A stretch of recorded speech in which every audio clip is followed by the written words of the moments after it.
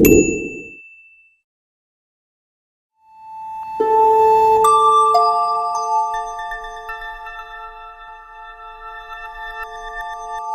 guys, welcome back.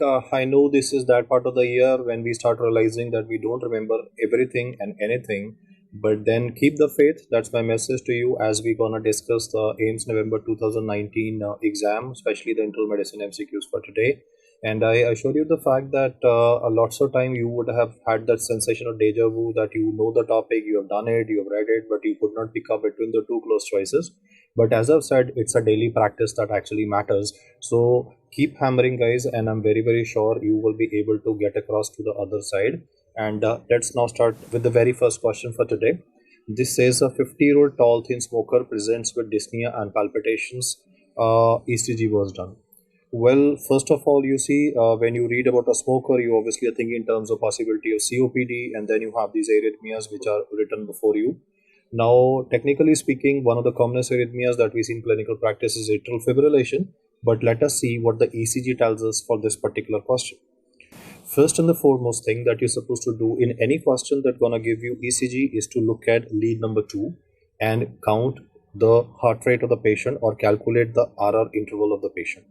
Now, if you observe carefully, you will notice the fact that in this particular patient's ECG, the RR interval of the patient, like I have shown or shown before you, if you start counting here, this would be something in the range of about 1.5 large squares. So that will mean that the heart rate of the patient would be 300 divided by 1.5. That is approximately 200 per minute is the heart rate of this particular patient.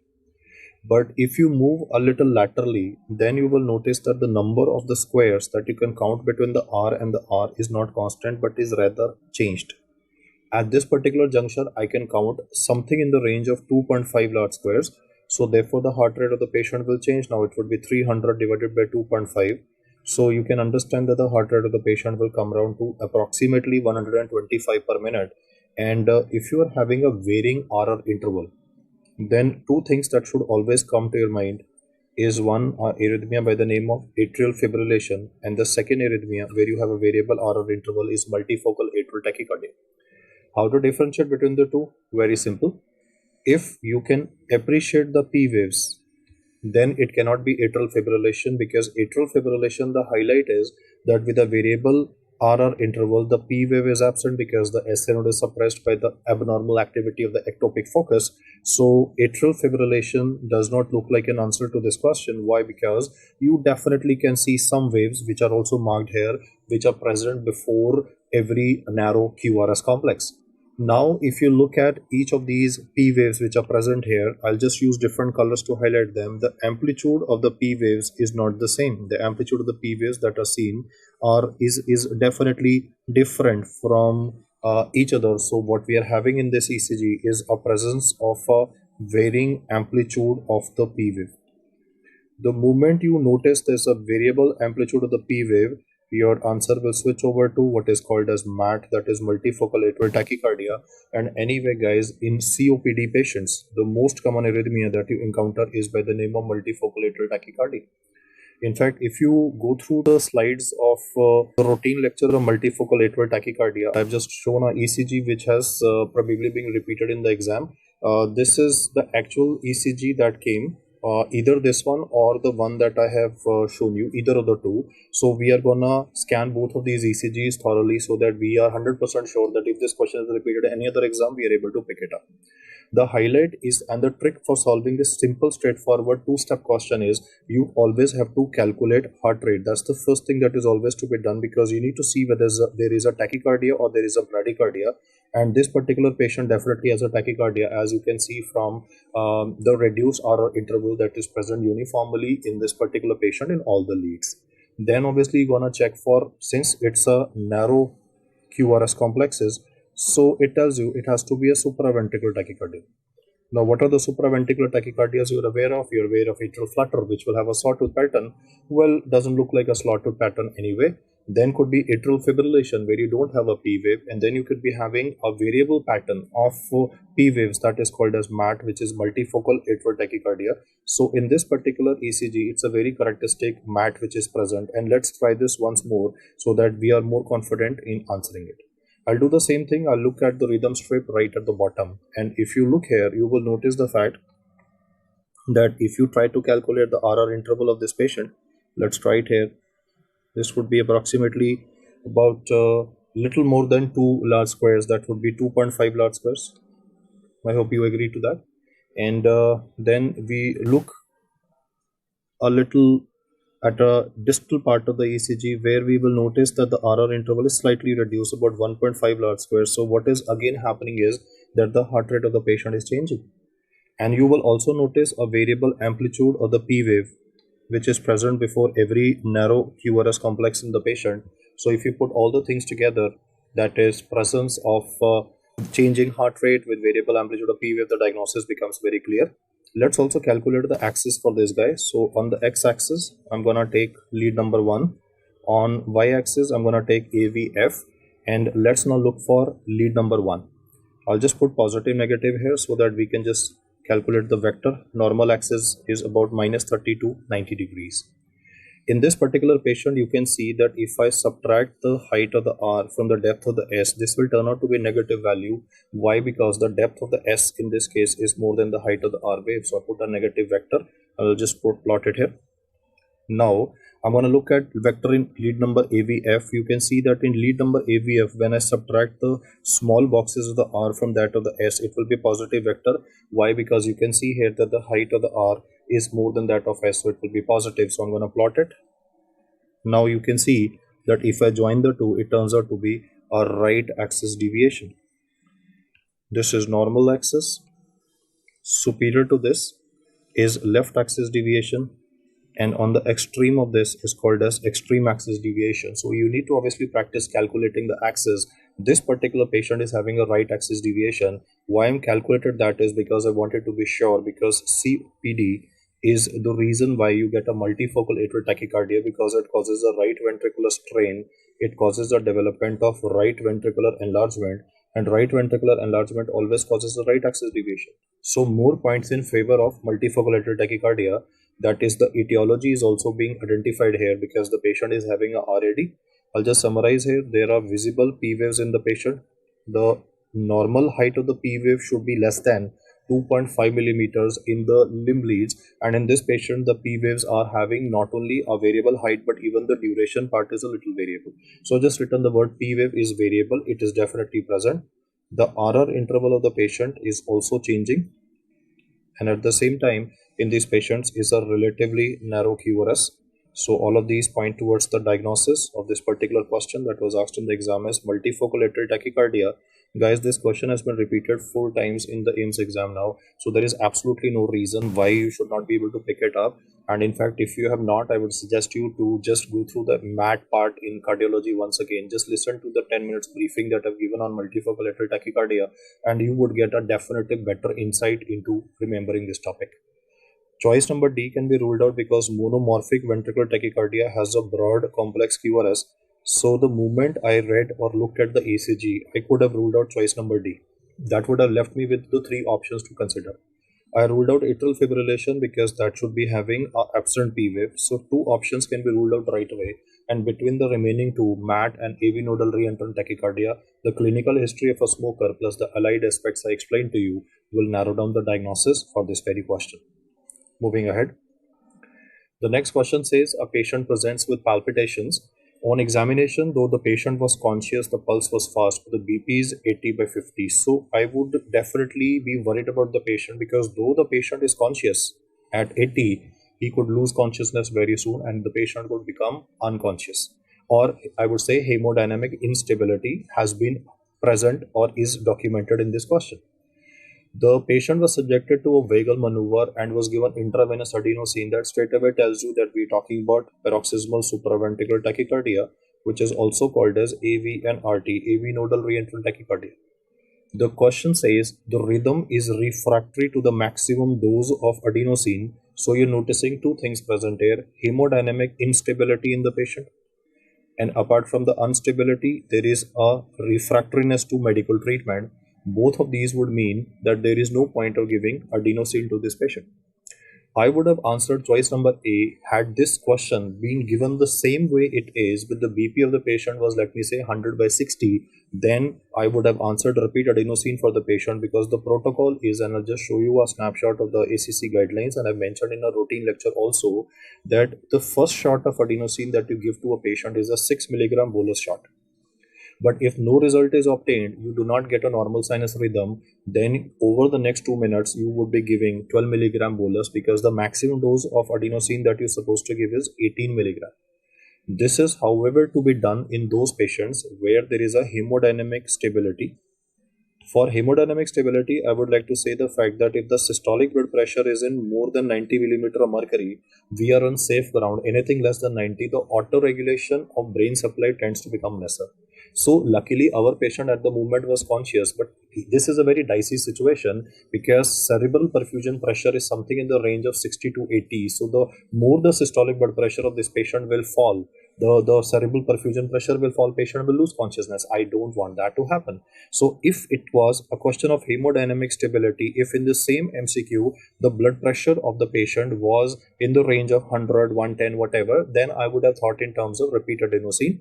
But because in this particular patient there is a hemodynamic instability given, so therefore choice number A is being ruled out primarily from the options or off the table of the radar. Amiodarone. Amiodarone is mainly used for management of broad complex tachycardia, and though he has given the history of AV and RT, even in the ECG you can notice that this person is having a narrow QRS complex. Why a narrow QRS complex? Because the normal duration of QRS is approximately 80 to 100 milliseconds. That will work out to be approximately 2 to 2.5 small squares. But if you look at the ECG of this patient, though I'll show you an enlarged view also, you can see that literally R and S are jumping on each other. So therefore, this is definitely not a normal QRS complex in a sense that the R and S are literally jumping on each other. Anything that goes up is R, anything that goes down is S. So the QRS complex is narrow. So therefore, I've ruled out two options in this question. That leaves me with defibrillation and cardioversion. Now, are they the same? Well, technically speaking, they are not the same. Why are they not the same? Defibrillation is done for management of patients of ventricular fibrillation. It is basically, defibrillation basically means a non-synchronized DC shock. Whereas cardioversion as a technical word means synchronized DC shock, and for management of patients of any tachyarrhythmia with hemodynamic instability, with a PSVT in the picture, we always have to give a synchronized DC shock to the patient. The answer to this particular question is choice number D. Why C is not the answer is because non-synchronized DC shock is one given for treatment of PVT. What do you mean by PVT is pulseless ventricular tachycardia. Non-synchronized DC shock is also given for management of patients of ventricular fibrillation. So C is ruled out because that is used for the following two situations where you would be either having a broad complex QRS for PVT and for ventricular fibrillation or twitching. The answer to this question is delta. Let us scan the ECG of this patient also so that we are more comfortable. If you count the RR interval of this patient or you count the heart rate of this patient, the number of squares between R and R is almost constant. That is something in the range of about, if I look at any prominent one, this would be something in the range of 1 large square. So RR interval of the patient is 1 large square. So the heart rate of the patient is pretty fast. It would be reaching up to 300 per minute. That is a pathological tachycardia. You are noticing a narrow QRS, the R and the S have been highlighted here, following which there is a presence of a ST segment depression. You can see a ST segment depression coming up here in the patient. This global ST segment depression is noticed in all the leads of this patient. Why? Because there is a sudden acceleration of the heart, so the demand for heart will increase suddenly, and therefore there is a subendocardial ischemia, a global subendocardial ischemia, which is demonstrated in patients of PSVT, and you notice a ST segment depression present. So if you put the facts together, the heart is beating fast, that is one. There is a narrow complex QRS. There is a global ST segment depression in the patient. And where are the P and the T? They're buried because the R and R have come so closer that the P and the T activity is literally buried and is not visible in the ECG of this patient. So if you put all these facts together, The diagnosis of this patient on basis of all these facts would be called as AV and RT. Even if you did not know to solve this question on the basis of ECG, it really does not matter, because all you had to use was common sense that a patient is having two informations provided in the question: hemodynamic instability and at the same time refractoriness to medical treatment. If you focus on both of these points, it tells you that you have to go in for electrical cardioversion for the patient, that is a synchronized DC shock. Well, what is the meaning of the word synchronized DC shock? For those of you who have not listened to the routine lectures and are straight on jumping to this, the DC shock machine fires the impulse with respect to the peak of the R wave. The computer is programmed like this, that it fires the impulse at the peak of the R. Why so? Because peak of the R is when probably the heart is beating abnormally. So I want to shut down the abnormal contraction of the heart because it's not generating proper cardiac output. So to shut down the abnormal electrical activity, the computer fires the impulse at the peak of the R, that is synchronized. But in ventricular fibrillation, there is no QRS complex.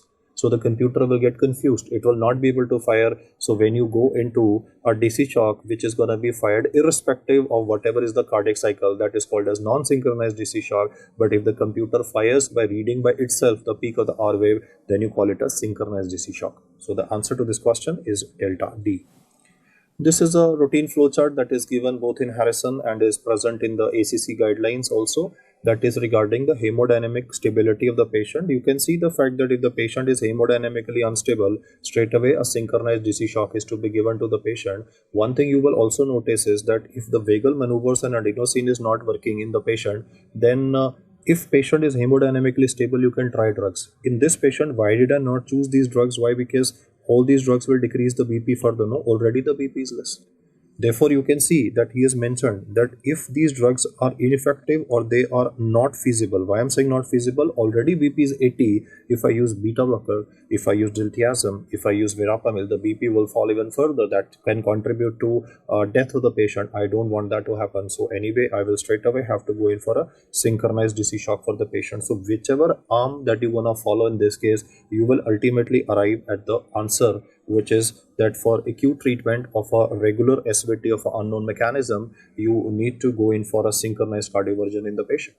Lots of time these AV and RTs can be triggered by drinking coffee or tea, especially caffeine stimulation can trigger development of SVTs, and they are usually controlled by drinking cold water, chilled water, splashing cold water in the face. Why? Because they cause vagal activation.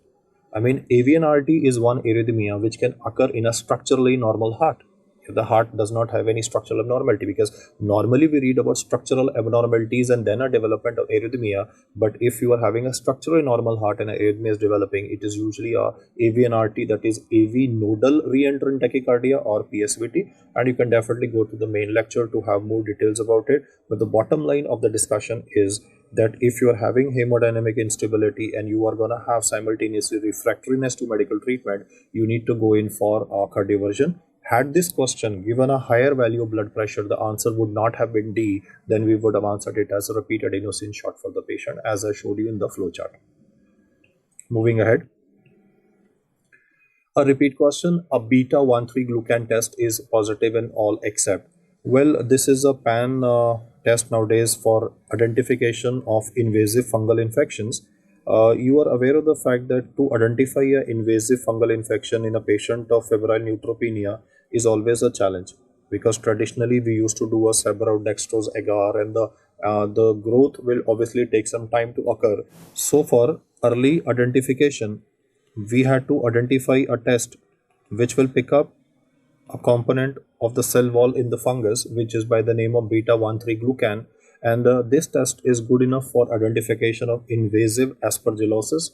It can pick up invasive candida infection. It can even pick up pneumocystis jirovecii infection, but it is very poor in identifying rhinocerebral mucormycosis. So the answer to this question is C. Remaining are identified. So do remember this information, that is CAP, that's the mnemonic for it, and we'll just practice it here. Candida albicans, which is very common in febrile neutropenia patients. Then is A, which would be invasive aspergillosis, for which we use voriconazole for management. Invasive aspergillosis would be common again in febrile neutropenia patients, and pneumocystis jirovecii is common in patients who have undergone a solid organ transplantation, or patients who have undergone immunosuppressive therapy for any particular reason, or AIDS positive patients, obviously, they are the ones which would be susceptible for development of these infections, and we can use beta-1,3-glucan test for the same. Answer to this question is choice number C. A soldier from Siachen was airlifted and came in the emergency. How would you rule out hypothermia? Well, Siachen, the highest battlefield in the world, we have our brave soldiers fighting out for us. And when this soldier ends up with hypothermia, which is defined as a core temperature less than 35 degrees Celsius, then in those circumstances, we need to identify hypothermia by using, obviously not oral temperature, that's ruled out. Infrared, why I'm ruling out is because there could be snow or water or melted ice in the ear, and that could contribute to the interference with the probe, the infrared readings, and nasal temperature obviously is not done. So therefore, the correct answer by exclusion for this question would be choice number beta, that is a rectal thermometer. Core temperature less than 35 degrees Celsius. For babies, it is 36.5, but for adults, it is 35 degrees Celsius. Mild hypothermia is 32 to 35. Moderate hypothermia is 28 to 32, and severe hypothermia is less than 28 degrees Celsius respectively. For identifying the core temperature, the preferred site that we use is lower esophagus, which has been asked in the exam earlier, but thankfully did not have that in the choices this time. If he says ideal site, then ideal site is pulmonary artery. So this time, instead of asking regarding the preferred site or the ideal site, he did not have any of the two in the options. He simply asked you, how do you identify hypothermia? The answer would be a rectal probe that would pick up the hypothermia component, and then you can obviously go in for active rewarming of this particular patient. The answer to this question would be choice number B. The next one says, what is the mainstay of treatment of dengue with warning signs? Now, before I talk about warning signs, I just want to say the fact that the duration of fever in dengue is approximately 2 to 7 days. The complications in dengue will occur when the fever is coming down. That is technically called as defervescence. Do remember the fact that complications in dengue usually start occurring when the fever starts coming down. And what is the lesion present? The lesion is that there could be a presence of capillaritis, which makes the fact that the capillaries in the body become leaky and there could be third space loss. So one of the complications that can occur in patients who are having dengue, especially for the second time, like first time he had with serotype 1, this time they're having with serotype 2 or whatever, then they could end up with a complication called as DSS, that is called as dengue shock syndrome, in which you could be having a third space loss. Due to this third space loss, there would be hypovolemia, there could be shock developing in a patient, and therefore the end result would be that you need to give IV fluids for the patient, you need to give crystalloids for the patient. How do you identify dengue shock syndrome? You will do a baseline hematocrit in all cases of dengue on admission, and if the hematocrit starts to rise by more than 20% over the baseline admission value, that means the fact that this patient is having a substantial fluid loss and you need to go in with crystalloids for management of the patient. In this question, choice number A was platelet transfusion. Platelet transfusion, yeah, could be an answer because he might be asking me regarding dengue hemorrhagic fever. So I'll keep that in the options right now. IV fluids, yes, I use it for dengue shock syndrome. There is obviously no role of steroids and no role of antibiotics. So two options are off. And when you say warning signs, the main warning sign that is present in the patient would be the ones which are highlighted here. And most of them point towards development of patient going into shock. You will notice that a lot of dengue patients will be obviously sick due to the viremia component. So the viremia component obviously contributes to development of vomiting, muscle pain, abdominal pain in the patient. So first two symptoms are obviously explained by the viremia component, which could be any virus contributes to development of myalgia, muscle pain, fever, abdominal pain, and vomiting. Of concern in this particular patient is mucosal bleeding due to low platelet count, definitely bleeding from the nose, for example. Development of hepatomegaly in a patient that indicates definitely a systemic infection. Clinical fluid accumulation in the patient. This could be third space loss. Third space loss could be like ascites is being demonstrated, pleural effusion is being demonstrated, and you would have seen patients of dengue in your hospital who are having ascites, who are having pleural effusion, and their breathlessness in getting up. That's because of this fluid accumulation. You can also notice that the sensorium of the patient will start getting affected because the BP will begin to fall in the patient. So that's why there would be restlessness, there would be lethargy in the patient, and there would be increase in hematocrit with a decrease in the platelet count of the patient. So if warning signs are present, we would use the word severe dengue. Dengue is anyway, a simple definition that is anybody in endemic areas having fever with presence of myalgia with a positive serological test. That is definitely a diagnosis of dengue. But for severe dengue, you need to have obviously presentation of any of these features.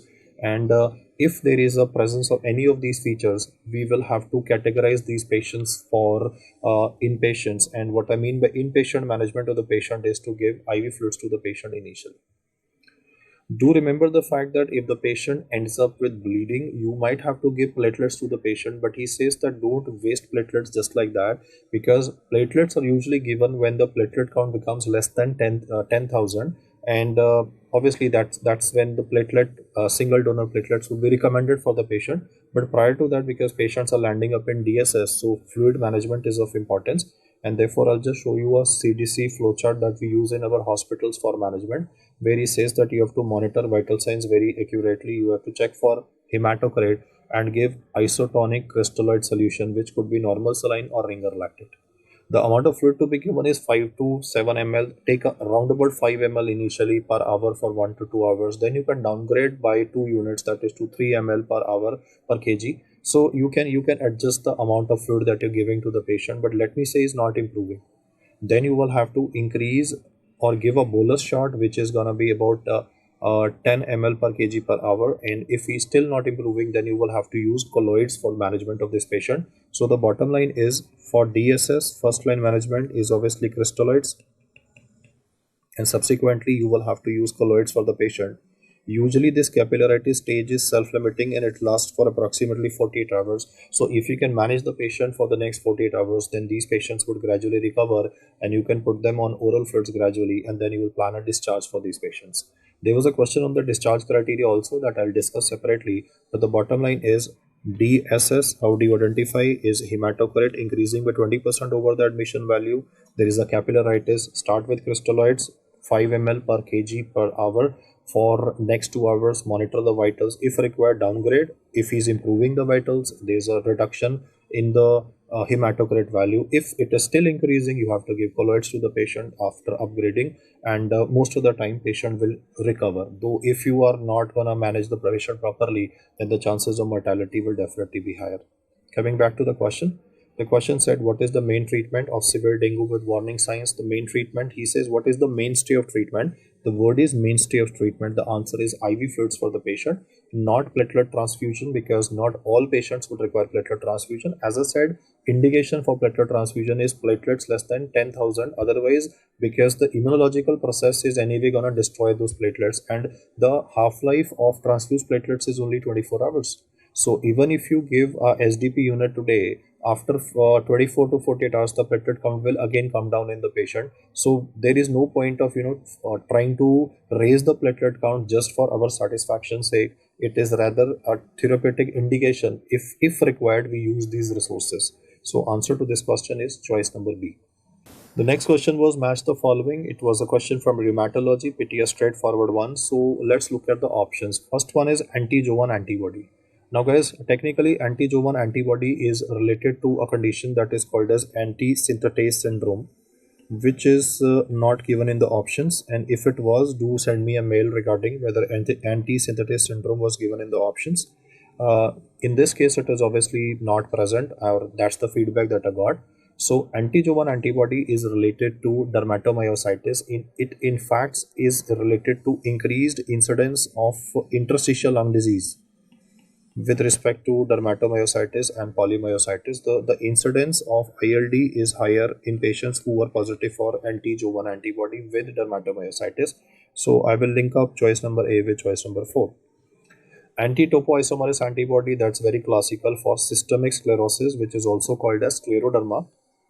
These are the patients who would be early presenting with to you with Raynaud's phenomenon, and later on will go into scleroderma crisis. Anti-U1 RNP antibodies, ribonucleoprotein antibody, is related to MCTD, that is mixed connective tissue disorder. And the last one is anti-Smith antibody, that is one which is related to SLE, because you know that it is the most specific antibody related to SLE. You can therefore see that the way I've linked it, the answer to this question would be choice number 1. And there's a list of all antibodies that are summarized in the revision program. So I would like you to go through that. And it's a good idea to actually, the rheumat part is something which is eats up a lot of time in your preparation. But if you just go through that antibody list, I assure you the fact that you would be able to get the core antibody names correct. Because REMAT, 50% of the job is antibody, remember. In remaining clinical features, you might miss out a few of them. But antibodies, if you get right now in REMAT, there is absolutely no reason why you would not be able to score at least 2 out of 3 MCQs. Every 3 REMAT MCQs, 2 are based on antibodies only. So get the antibodies right. That's the main message. One of the antibodies that I would like to mention here is called as RNP, that is ribonucleoprotein antibody. This RNP or ribonucleoprotein antibody is not to be confused with anti-ribosomal P antibody. Anti-ribosomal P antibody with a similar sounding name is responsible for causing psychosis in patients of SLE. So most of the time people tend to mess up with the name of antibodies, which causes trouble. Similarly, like I said, anti-Smith is specific for SLE, but if you have another antibody by the name of double-stranded DNA, that antibody is used to evaluate for the severity of the disease. If you monitor the course of disease, that is SLE, whether it is becoming more severe or less severe, then the test to be done is double-stranded DNA. So there's obviously no limit about remembering the antibody names, but the maximum you remember, it is better.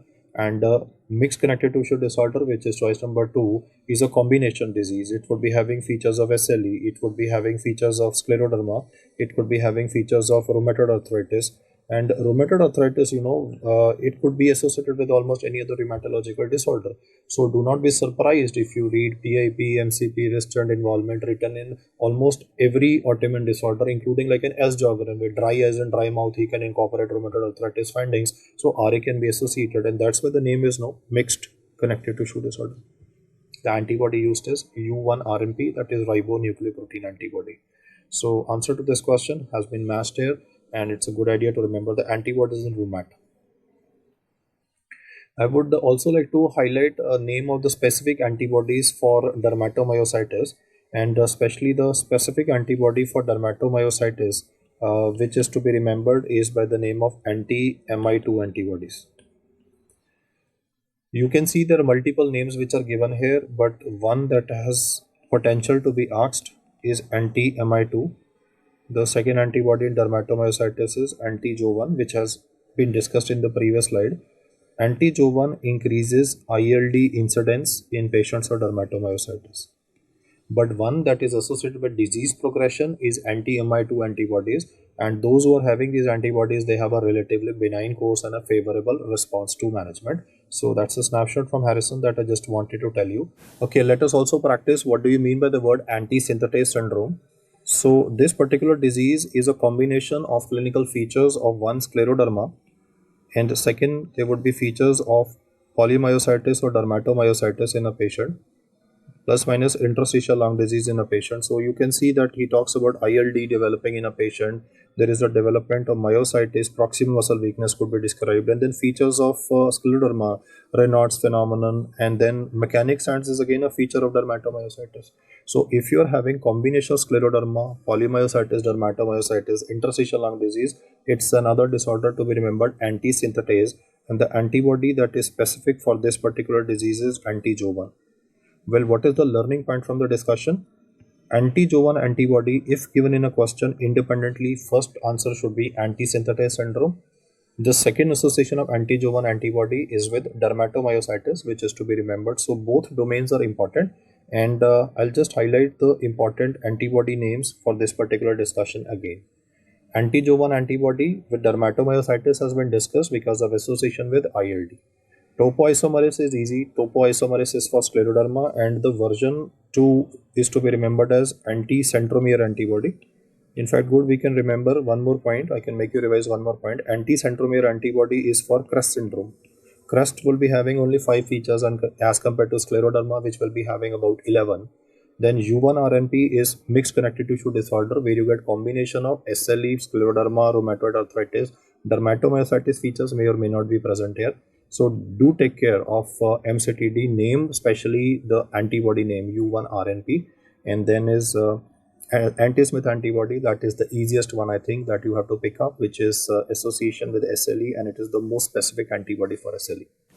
Okay, we come next to extended match question, which was having a case of a 50-year-old obese male with acute painful swelling of the knee with fever and history of similar events in the past involving different joints. Now that's interesting. I mean, he's having similar history of individual joints getting involved with development of fever, and a very characteristic word is given: punched out lytic lesions or punched out periarticular erosion is noticed in the patient.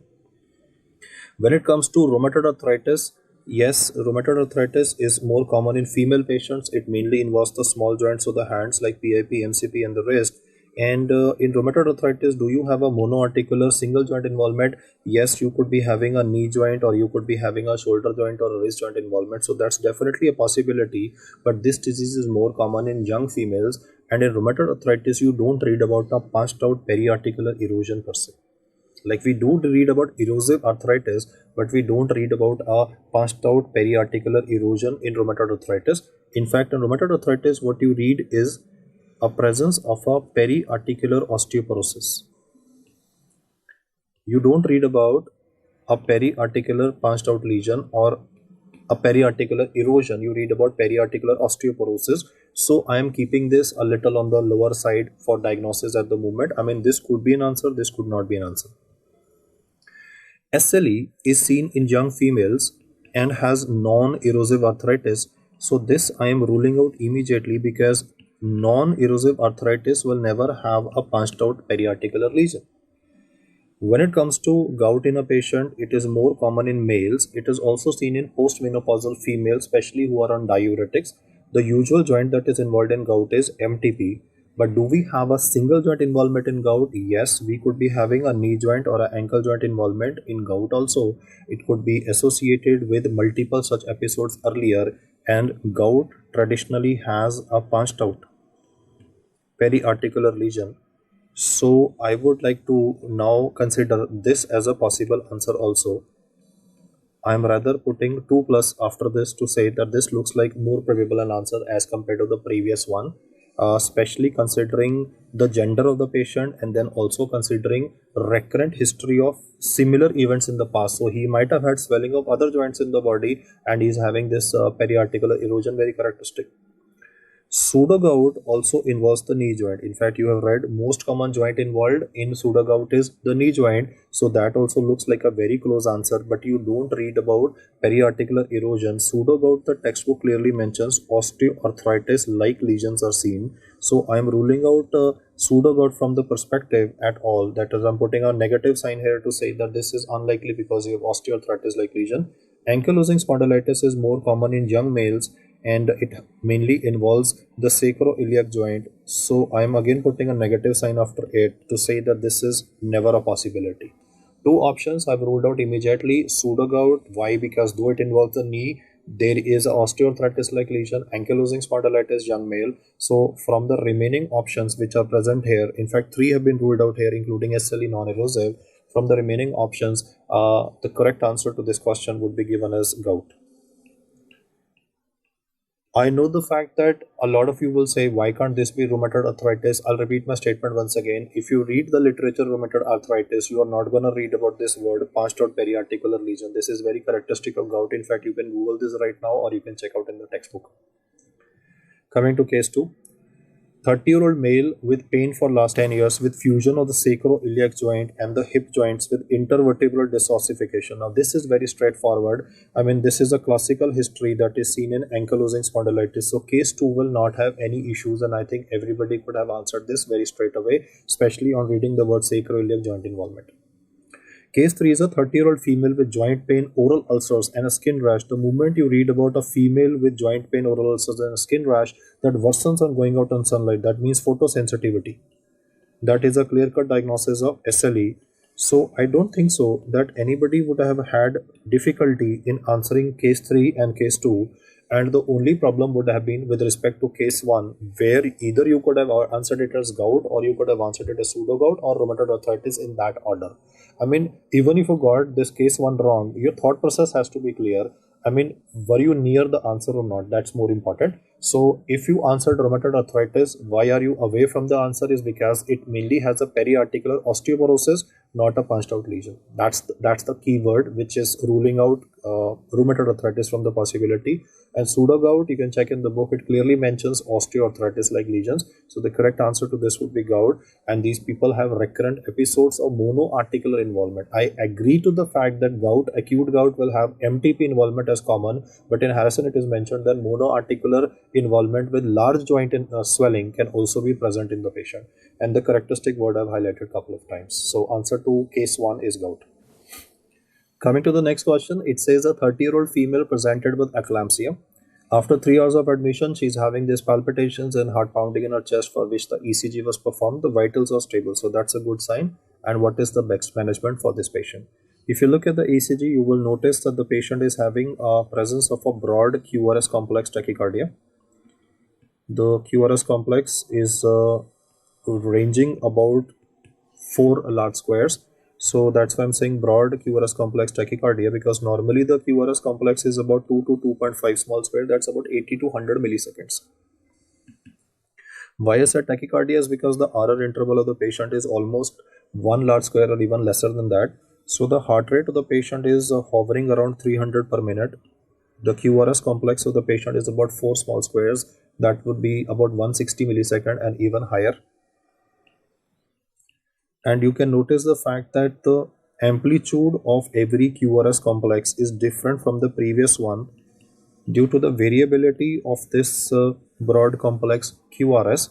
The clinical diagnosis of this patient is TDP, that is Torsades de Pointes, which is polymorphic ventricular tachycardia.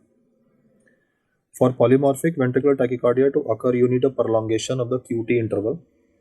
Why that prolongation of QT interval occurred in this patient is a matter of speculation. It could be that this patient could be having a congenital condition like long QT syndrome, which could have triggered this kind of a manifestation, or there could have been an electrolyte imbalance that could have developed in this patient secondary to either the medications or maybe because of poor oral intake due to vomiting. There could be hypokalemia that could have triggered a development of Torsades de Pointes in the patient. In all probable sense, if I go in the retrospective history, considering that patient is having eclampsia, patient could be having seizures, patient could be unwell, the electrolyte imbalance that could have been present and could have triggered a Torsades de Pointes hypokalemia in this patient, but they have not asked about the etiology, they've just asked what is the management. In any tachyarrhythmia, if BP is unrecordable, we go in for cardioversion. If the BP is stable in the patient, we will go in for magnesium sulfate.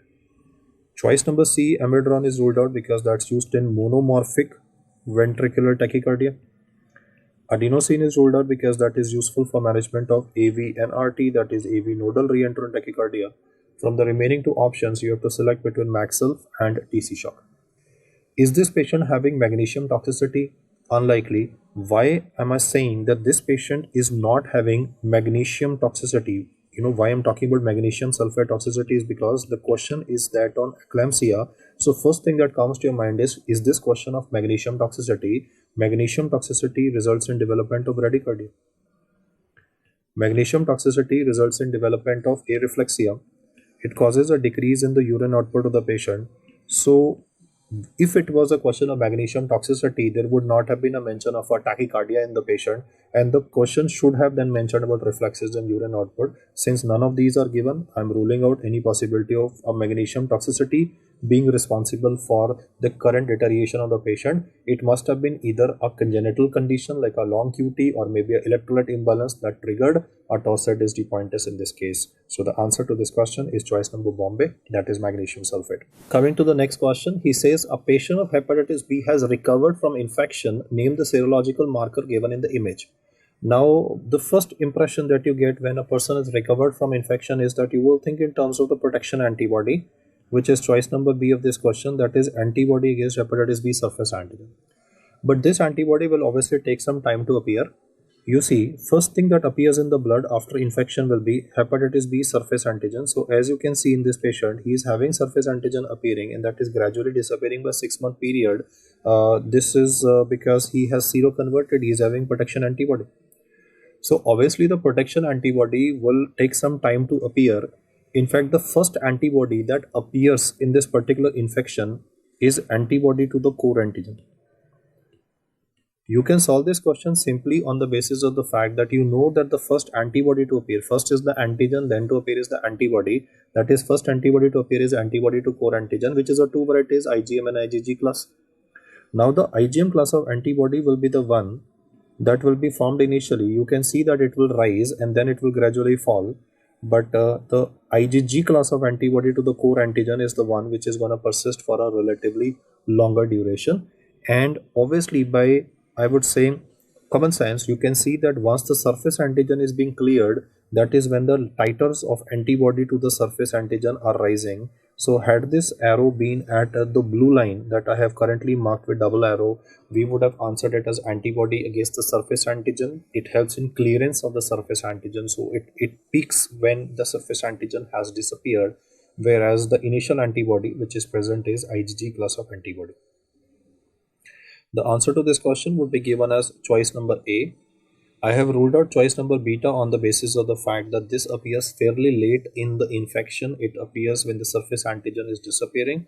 Surface antigen is the first one to appear. It's not going to persist that long. If that's going to persist that long, we could be thinking in terms of a carrier, but he has himself said person has recovered from an infection. So if person has recovered, the surface antigen will turn negative in the patient. So C cannot be the answer. What about choice number D, antibody against the E antigen?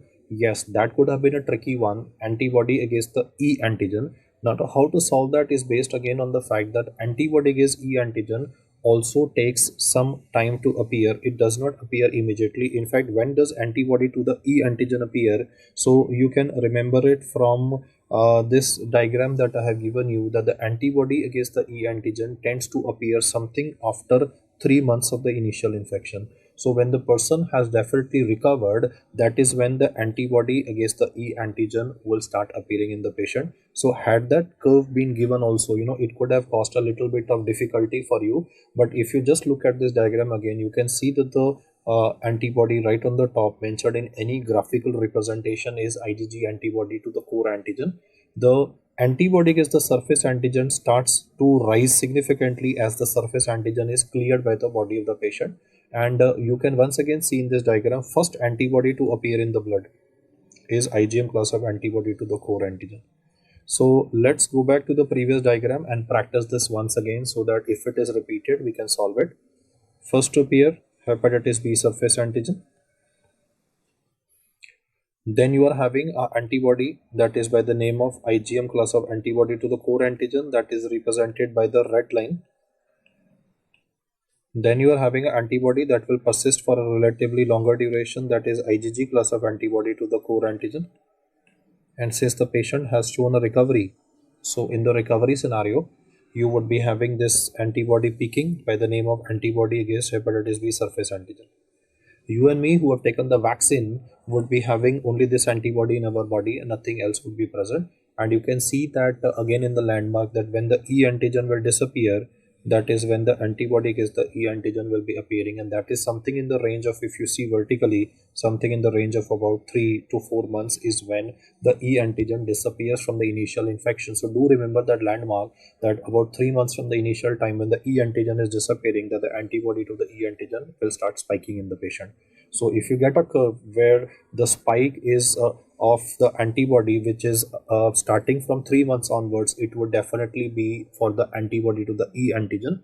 And if it's going to be something like 7 months, that is 28 weeks after the exposure, the antibody rising, then we are going to talk about antibody against the surface antigen. So these are a couple of landmarks which you can remember for this question. The answer to this question is choice number A, anti-HBC immunoglobulin G, that is representing presentation of this particular disease. Moving ahead in our question. A patient of CKD has presented with protracted vomiting. ABG shows a pH of 7.40, that's normal. PCO2 of 40, that's normal because PCO2 is 35 to 45. Bicarbonate normal is 22 to 26 milliequivalents, this is 25. So ABG of the patient gives you a normal report. We will now calculate the anion gap of this patient because he has given me electrolytes also, so that is sodium 145. From this I will be subtracting the value of a sum of chloride and bicarbonate to calculate the anion gap of the patient. You will do the following mathematical activity and you will notice the fact that in this particular chap, the anion gap is turning out to be 21 milliequivalents, which is definitely higher than normal. The normal value of anion gap hovers in the range of 8 to 16 milliequivalents, though some books might say slightly different, about in a range of 3 to 10 milliequivalents. But the bottom line for this patient is that the anion gap is definitely on the higher side, so it's a high anion gap. This will rule out option number A of this question. He says normal anion gap metabolic acidosis. So neither am I noticing a low pH, neither am I noticing a normal anion gap. Then he says a high anion gap. Yes, he has a high anion gap, but there is no metabolic acidosis in the patient. The pH is normal in the patient, so B is ruled out. He says no acid base abnormality. Now I have read in the book very categorically that ABG can be deceptively normal in a patient. So I am having doubts regarding whether this is right or a wrong statement. Let's read D. High anion gap metabolic acidosis and metabolic alkalosis. Can the two processes coexist? Absolutely yes.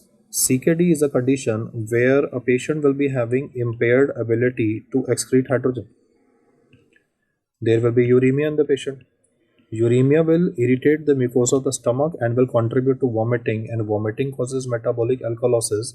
So you can see that two processes are occurring simultaneously in the patient, CKD contributing to metabolic acidosis and vomiting contributing to metabolic alkalosis.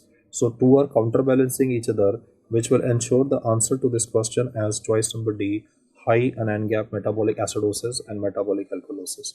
So for solving this question, you don't need to get into any, I would say, exceptional mathematics. It's simple common sense that would help you rule out the options for this question. And I reiterate my statement, you could be having ABG values being normal and still having a metabolic abnormality because two processes could be occurring simultaneously in a patient. I'll just give an example so that you can understand it relatively better for two processes occurring simultaneously in a patient. I will give you one more example to explain to you regarding concomitant disorders or mixed disorders which could be present in a patient. Like, let me assume I have a cigarette smoker COPD patient with cor pulmonale in my hospital today, and he's having right ventricular failure, for which I have prescribed diuretics so that I can reduce the edema component, the pedal edema component of the patient. Now COPD patients, they always have hyperventilation. There could be a carbon dioxide washout from the body of this patient. Now, I'm not saying that he's having exacerbation. I'm saying that he's just breathing fast. So there could be carbon dioxide washout contributing to respiratory alkalosis in a patient of COPD, secondary to the washout of carbon dioxide. And we know the fact that diuretics in excess amount can contribute to a side effect of metabolic alkalosis. So I just wanted to also tell you the fact that two metabolic disorders could be occurring simultaneously. Like, you could be having two types of acidosis occurring in a patient, you could be having two types of alkalosis occurring in a patient, or you could also be having a combination of metabolic acidosis and alkalosis like the one that is given in this question. Let me give you one more example so that you can understand this even better. Suppose patient went into cardiorespiratory arrest. Just follow the words that I say. He went into cardiac arrest. Cardiac arrest will cause shock, and shock will cause metabolic acidosis. Why? Because the cells will go into anaerobic mode of respiration because they're not getting oxygen. So lactic acid will be produced that will cause metabolic acidosis. Now if you focus on the word respiratory arrest, he is not breathing, so carbon dioxide will accumulate in the body. Carbon dioxide accumulation will cause respiratory acidosis in a patient. So you can see the fact that there can be two acidoses occurring simultaneously in a patient in cardiorespiratory arrest. So there are three examples that I want you to remember. That is, if you get a combo of CKD with vomiting, it could be combination of metabolic acidosis and alkalosis as explained. COPD patient with diuretic toxicity, there could be two types of alkalosis, respiratory and metabolic component. And if there's a cardiorespiratory arrest in a patient, there could be two types of acidosis occurring simultaneously, metabolic and respiratory acidosis. You can obviously listen to the two separate lectures that I've taken on ABG simplified. If you can go through them in a 2-hour period at maybe 1.5x speed, that would definitely add up to your ability to score better. The answer to this question is choice number D. Coming to the next one, he says which drug is not given in Wilson disease? Choice A is trientine. This is a copper chelator, so it is definitely used. Calcium, well, we have not read about it. Let's read about D-penicillamine. Yes, it is also a chelator that is used, though it is used less commonly nowadays due to the risk of possibility of nephrotic syndrome. But yeah, it is the chelator anyway. And zinc is a competitive inhibitor of absorption of copper from the gut. Zinc acetate is the drug of choice for management of Wilson disease. because it will reduce the copper toxicity. So we are talking about three drugs which are used and one that is not used. So therefore the answer to this question is choice number B. Calcium is not used in Wilson disease. Which of these is a renal feed for CKD patients? Then CKD patients are having a catabolic process in the body, so the amount of nutrition that is required for these patients will definitely be on the higher side. So one thing is very clear, that the answer for this patient cannot be low calorie, because already he is having a catabolic processes going on in the body. They tend to have muscle wasting. So I would like to definitely give him calories for him to give the fighting power to fight the disease. So it would obviously be high calorie. Now, would I go for high volume? No, because these patients are having a limited ability in the kidney to excrete the load, both water wise as well as the electrolyte wise. So I would like to give him high calorie but a low volume. The answer to this question by exclusion would be given as choice number C. Two options have been ruled out, since low caloric diet for CKD patients really does not make any sense. Coming to the next one, renal-pulmonary syndrome includes all except. Now, in this question, do remember that we're talking about kidney involvement and lung involvement simultaneously. Good pasture, as you are all aware, is an example of type 2 hypersensitivity reaction where we have anti-basement membrane antibodies. The anti-basement membrane antibodies will contribute to damage to the blood vessels of the lungs, contributing to hemoptysis, and also causes damage to the kidney. Therefore, there is a hematuria, especially the glomerulus is affected, so hematuria. So definitely an example of renal-pulmonary syndrome. Leptospirosis is caused by Leptospira icterohemorrhagicae. This is a spirochete which has been demonstrated to cause development of multiple epidemics, especially in Mumbai after floods. This is due to contamination of the drinking water with rat urine, which will contribute to development of leptospirosis. The bacteria will damage the liver, causing jaundice in a patient and a possible fulminant hepatic failure.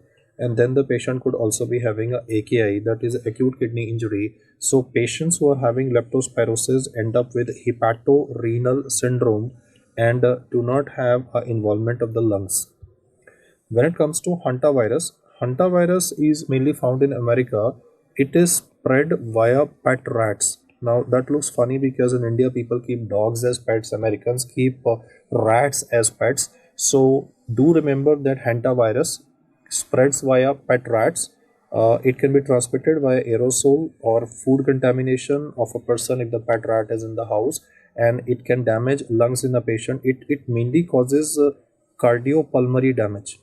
The virus goes in the lungs and it simultaneously causes damage to the heart also. So cardiopulmonary syndrome or manifestations occur initially, and because the cardiac part is compromised in the patient, so the blood supply to the kidney is also affected in the patient, so acute kidney injury will occur in the patient. So hantavirus per se, I would like you to remember, affects both the kidney as well as contributes to development of damage to the lungs. With respect to the hantavirus, I want you to remember initial symptoms would be similar to any other viral illness, no fever, myalgia, muscle ache, headache present in a patient. But then subsequently, you will notice the fact that the patient will start developing a cardiopulmonary phase where you would be having development of breathlessness in the patient, so lung involvement is seen. Subsequently, the patient will start developing ATN or oliguric renal failure. So do remember the fact that a combination of lung involvement and renal involvement is found with hantavirus secondary to pet rats, Wegener's granulomatosis. This is now renamed as granulomatosis with angiitis. The disease has a very characteristic manifestation of C. ANCA induced damage. This damage again results in development or damage to the following areas. Upper respiratory tract damage would explain the epistaxis as well as recurrent sinusitis in the patient. Lower respiratory tract involvement will explain the development of hemoptysis in the patient, and involvement of the kidney would explain the hematuria in the patient. So you can see that once again both lungs as well as kidney has been involved in the patient. Based on the information that I provided, you can see the fact that leptospirosis is having a liver with a renal involvement and not a lung with a renal involvement. Question was lung with a renal involvement. In this case, it is hepatorenal. So that is why the answer to this question is choice number beta. B is the answer to this question. It causes liver and kidney involvement and not a pulmonary involvement, which is found in choice number A, C, and D.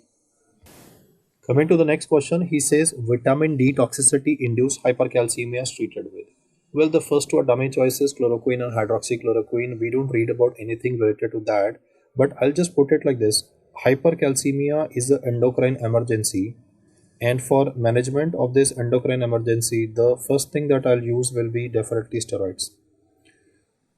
Why do we use steroids for management of hypercalcemia? Why do we give hydrocortisone and vitamin D toxicity induced hypercalcemia? Well, one of the reasons mentioned in the book is that hydrocortisone tends to cause a urinary loss of calcium. So that is good. It's more in the blood. I'm kicking it out with the help of urine. So that's obviously an advantage for me. The second he says is that it decreases the formation of the calcium binding protein in the gut, because vitamin D will cause more absorption of calcium from the intestine. So calcium binding protein synthesis is reduced by giving a large dosages of steroids in the patient. It also says that it contributes to alteration of metabolism of calcium. That's a very non-specific statement, but these are the three statements which are given in the textbook to explain how steroids work in hypercalcemia: increased urinary loss, decrease in calcium binding protein synthesis with respect to absorption of calcium from the intestine, and alteration of calcium metabolism. So these are the reasons why hydrocortisone is used in this patient. Yes, we do use calcitonin also in the form of calcitonin nasal spray, but in the textbook he is primarily first mentioned regarding the role of hydrocortisone for vitamin D toxicity. Especially he has mentioned this word: hydrocortisone is the primary drug to be used for management of vitamin D toxicity induced hypercalcemia.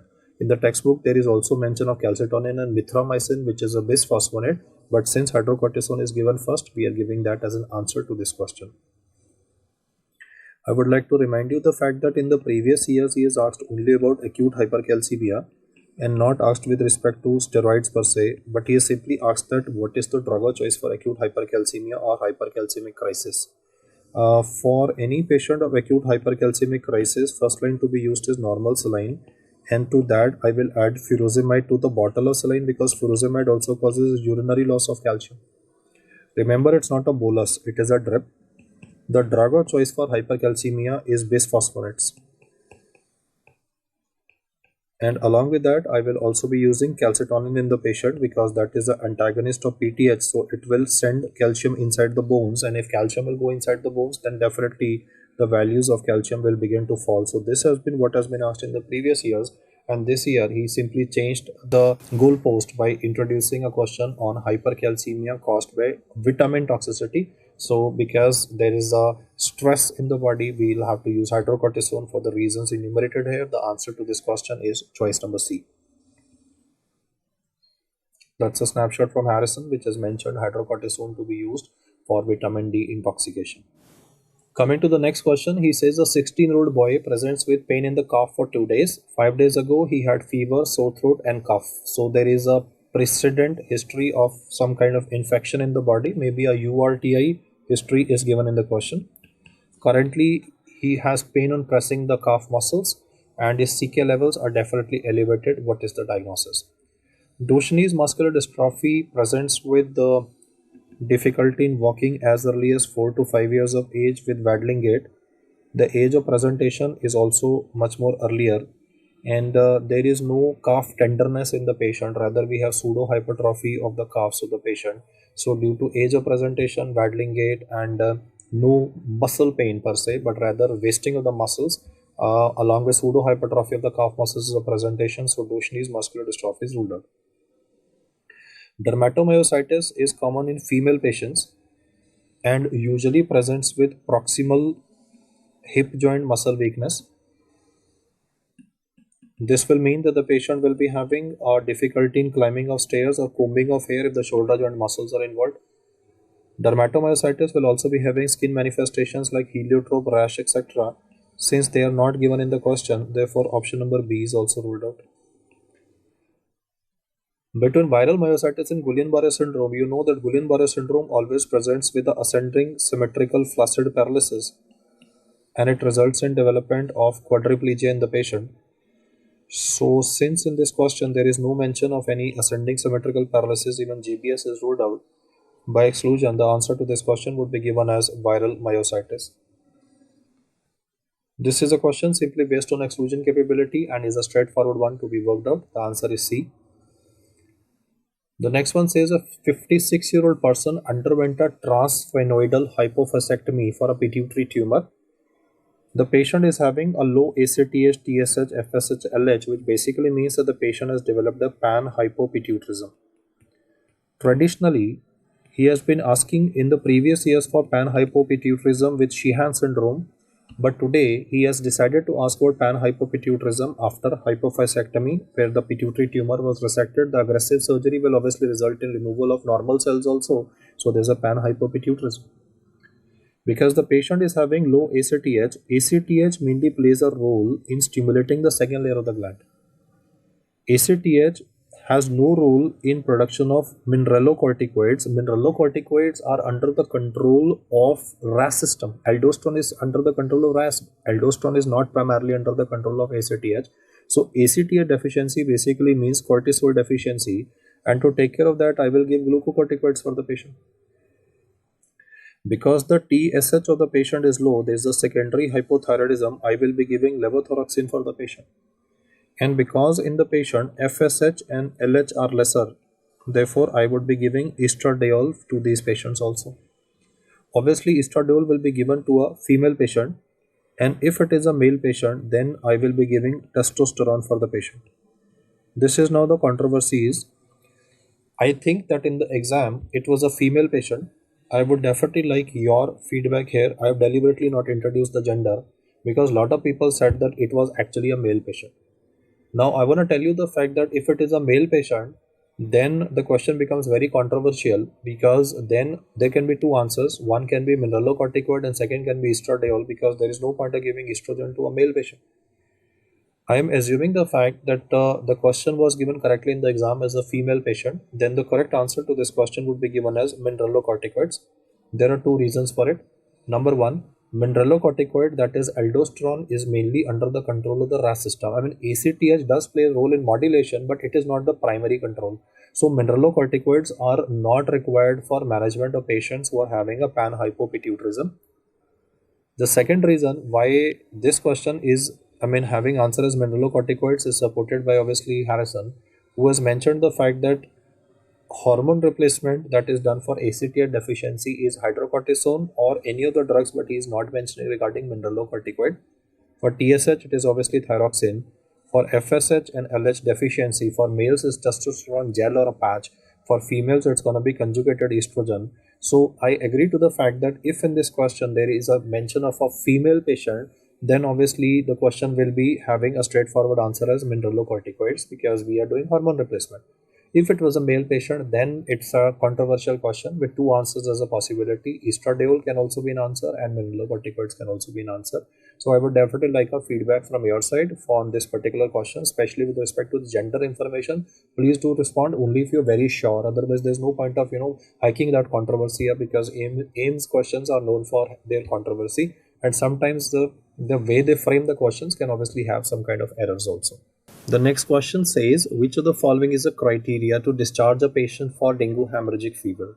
The first option says urine output for more than 200 ml. Well, that looks very less now because normal urine output is about 1.5 liters per day. So to have a urine output of about 200 ml, that looks like very unlikely an answer. So I am saying that this doesn't look like an answer to be. Fever controlled on paracetamol for more than 24 hours. Well, in this question, you see fever controlled with paracetamol, it's controlled on paracetamol. It's not that the person has become afebrile. So I'm ruling it out. Why? Because had this question said person is afebrile for 24 hours, I can still think about a discharge. But let me say patient is on crocin and he is afebrile. That means he's still having requirement of medication. So I would not be very comfortable discharging the patient. That leaves me with two options: return of appetite and 24 hours from shock recovery. First thought process is shock recovery, but then if you look at it, it's just been 24 hours from shock recovery and you're sending a patient back home. You never know that he has totally recovered or not. So I would like him to spend a little more time in the hospital. And how would I know that the general well-being of the patient? The answer to this question is a very unlikely return of appetite. And why that is so is because of these criteria, which are for patients of dengue shock syndrome who have been resuscitated. I have explained to you the fact that one of the lesions that we encounter in dengue, especially when the fever is going down, is capillaritis, which can contribute to leakage of fluid out of the capillaries and can cause an increase in the hematocrit of the patient by 20% over the baseline value. And because of the fact that he's going into shock, DSS will be managed by giving crystalloids to the patient. So when would you send the patient back home? The first indication why we would send back the patient is when the fever has disappeared without antipyretics more than 24 hours have passed by. Like fever disappeared today, then I'll keep him in the hospital for next 24 hours so that he's a little more comfortable and he's without any medication for the next 24 hours. Then I can send him back home. The person is eating well, is having a good urine output. That means input and output, obviously charting is to be done, and if input and output are good and they are matching, then obviously the patient is ready for a discharge. Hematocrit has come back to normal. The normal hematocrit is about 45 to 55%. Hematocrit is about 3 times the value of hemoglobin. Whatever is your hemoglobin, like suppose your hemoglobin is 15, then your hematocrit would be about 45, so stable hematocrit. At least 48 hours have passed by since recovery. In choice number D in the question, it was 24 hours. That was a little early, I would say. So that's why I ruled it out. There should be obviously no respiratory distress, which means that the pleural effusion in the patient has resolved. Most of the time, there could be a bilateral pleural effusion. And platelet count is definitely more than 50,000, because platelet count less than 50,000 is where I would say the gray area would begin, and as it goes less than 10,000, then spontaneous intracranial bleeding will occur. So if I've given 4 packs to the patient's platelet count is constantly more than 50,000 and is showing an increasing trend, then he is on safe grounds for a discharge. So these are criteria for discharge in a patient of dengue who has been managed well by you by giving crystalloids. Based on these criteria for discharge, the answer to this question has been described as choice number C, return of appetite. Moving ahead in our next question. What is the cause of delirium tremors in alcoholics? Well, most of the time, after 48 to 72 hours of abrupt cessation of alcohol, a patient would be having a development of delirium tremors. Like this person is trying to quit alcohol, or due to some religious reasons is not taking alcohol, or due to financial reasons he is not having money to purchase alcohol. So abrupt cessation of alcohol can trigger delirium tremors. The cause is definitely not fatty liver. It's not a gradual, it's an abrupt withdrawal. Small doses of consumption. Well, alcoholics, if they're continuously getting alcohol in the system, there would be no reason for development of delirium tremors. He's not getting alcohol, that is why he's having a craving. So one reason why he did not take alcohol could be that he's sick. The correct answer for this question would be choice number beta, that is acute infection, which can be solved by logic of ruling out the fact that if alcohol is going in the body, if he's having small doses of consumption, then craving will not occur in a patient. And if the person is sick, then it could be abrupt cessation of alcohol, or it could be due to religious reasons, it could be due to let me say that he does not have money to purchase alcohol. That's when DT comes in. And for violent patients, you might have to give benzodiazepines like diazepam and lorazepam. Otherwise, the drug of choice for management of these patients is chlordiazepoxide, and these patients would be having pupillary dilatation, sweating, palpitations, rage attacks. Person might be using cuss words at you or at the family members, because the person will say, I need money to get alcohol, otherwise I feel I will die. So delirium tremens is associated with excessive sympathomimetic stimulation, which can contribute to excessive anger in the patient, and that is where the domestic abuse comes in. That this person might hit his wife, or he might hit his children, and he might, the reason is he wants to extract money so that he can drink alcohol. Or like I said, if it's acute infection is sick enough, he'll not get alcohol, so that could trigger a DT in the patient. Answer to this question is choice number B. Coming to the next question, he says identify the image given. So if you are a regular at using metro for your commute, or if you have been a regular at the airport, you will notice that most of the time there's a glass panel at the metro station or at the airport at every boarding gate that says break the glass if you require this red color device, which is to be used in a case of a sudden collapse of an individual. So while you are busy giving CPR to the patient, that is chest compressions and rescue breaths to the patient, either you or your assistant can put these paddles onto the chest. These paddles, you don't need to hold the paddles, they have a glue stick behind, so you can put them on the chest of the patient. The way you put the paddles, you can see one will be put superior to the right nipple and below the right clavicle. This is the right side of the patient. And one of the paddles would be put on the left side, covering the left nipple and going slightly into the left axilla of the patient. and then this computer has wires by which it will sense the heart. What is it programmed to sense? It is programmed to sense ventricular fibrillation or pulseless ventricular tachycardia. In ventricular fibrillation, you will just have this twitching activity. In pulseless ventricular tachycardia, you will notice that the patient would be having a broad complex tachycardia.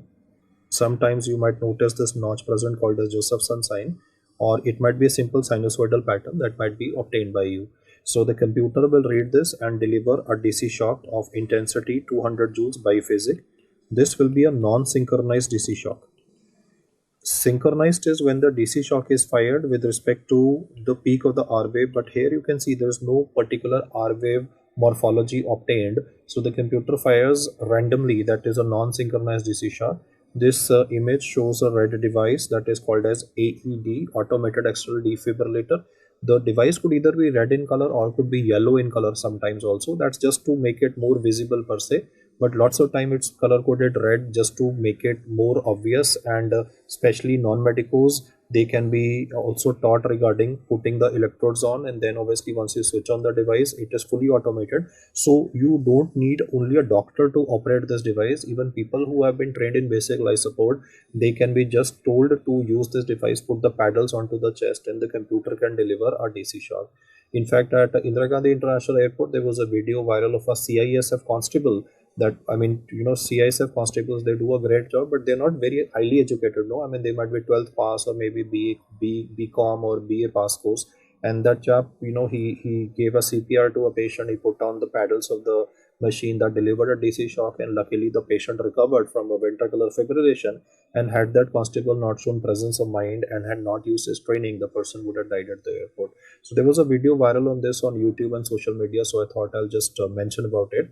And the answer to this question is choice number A.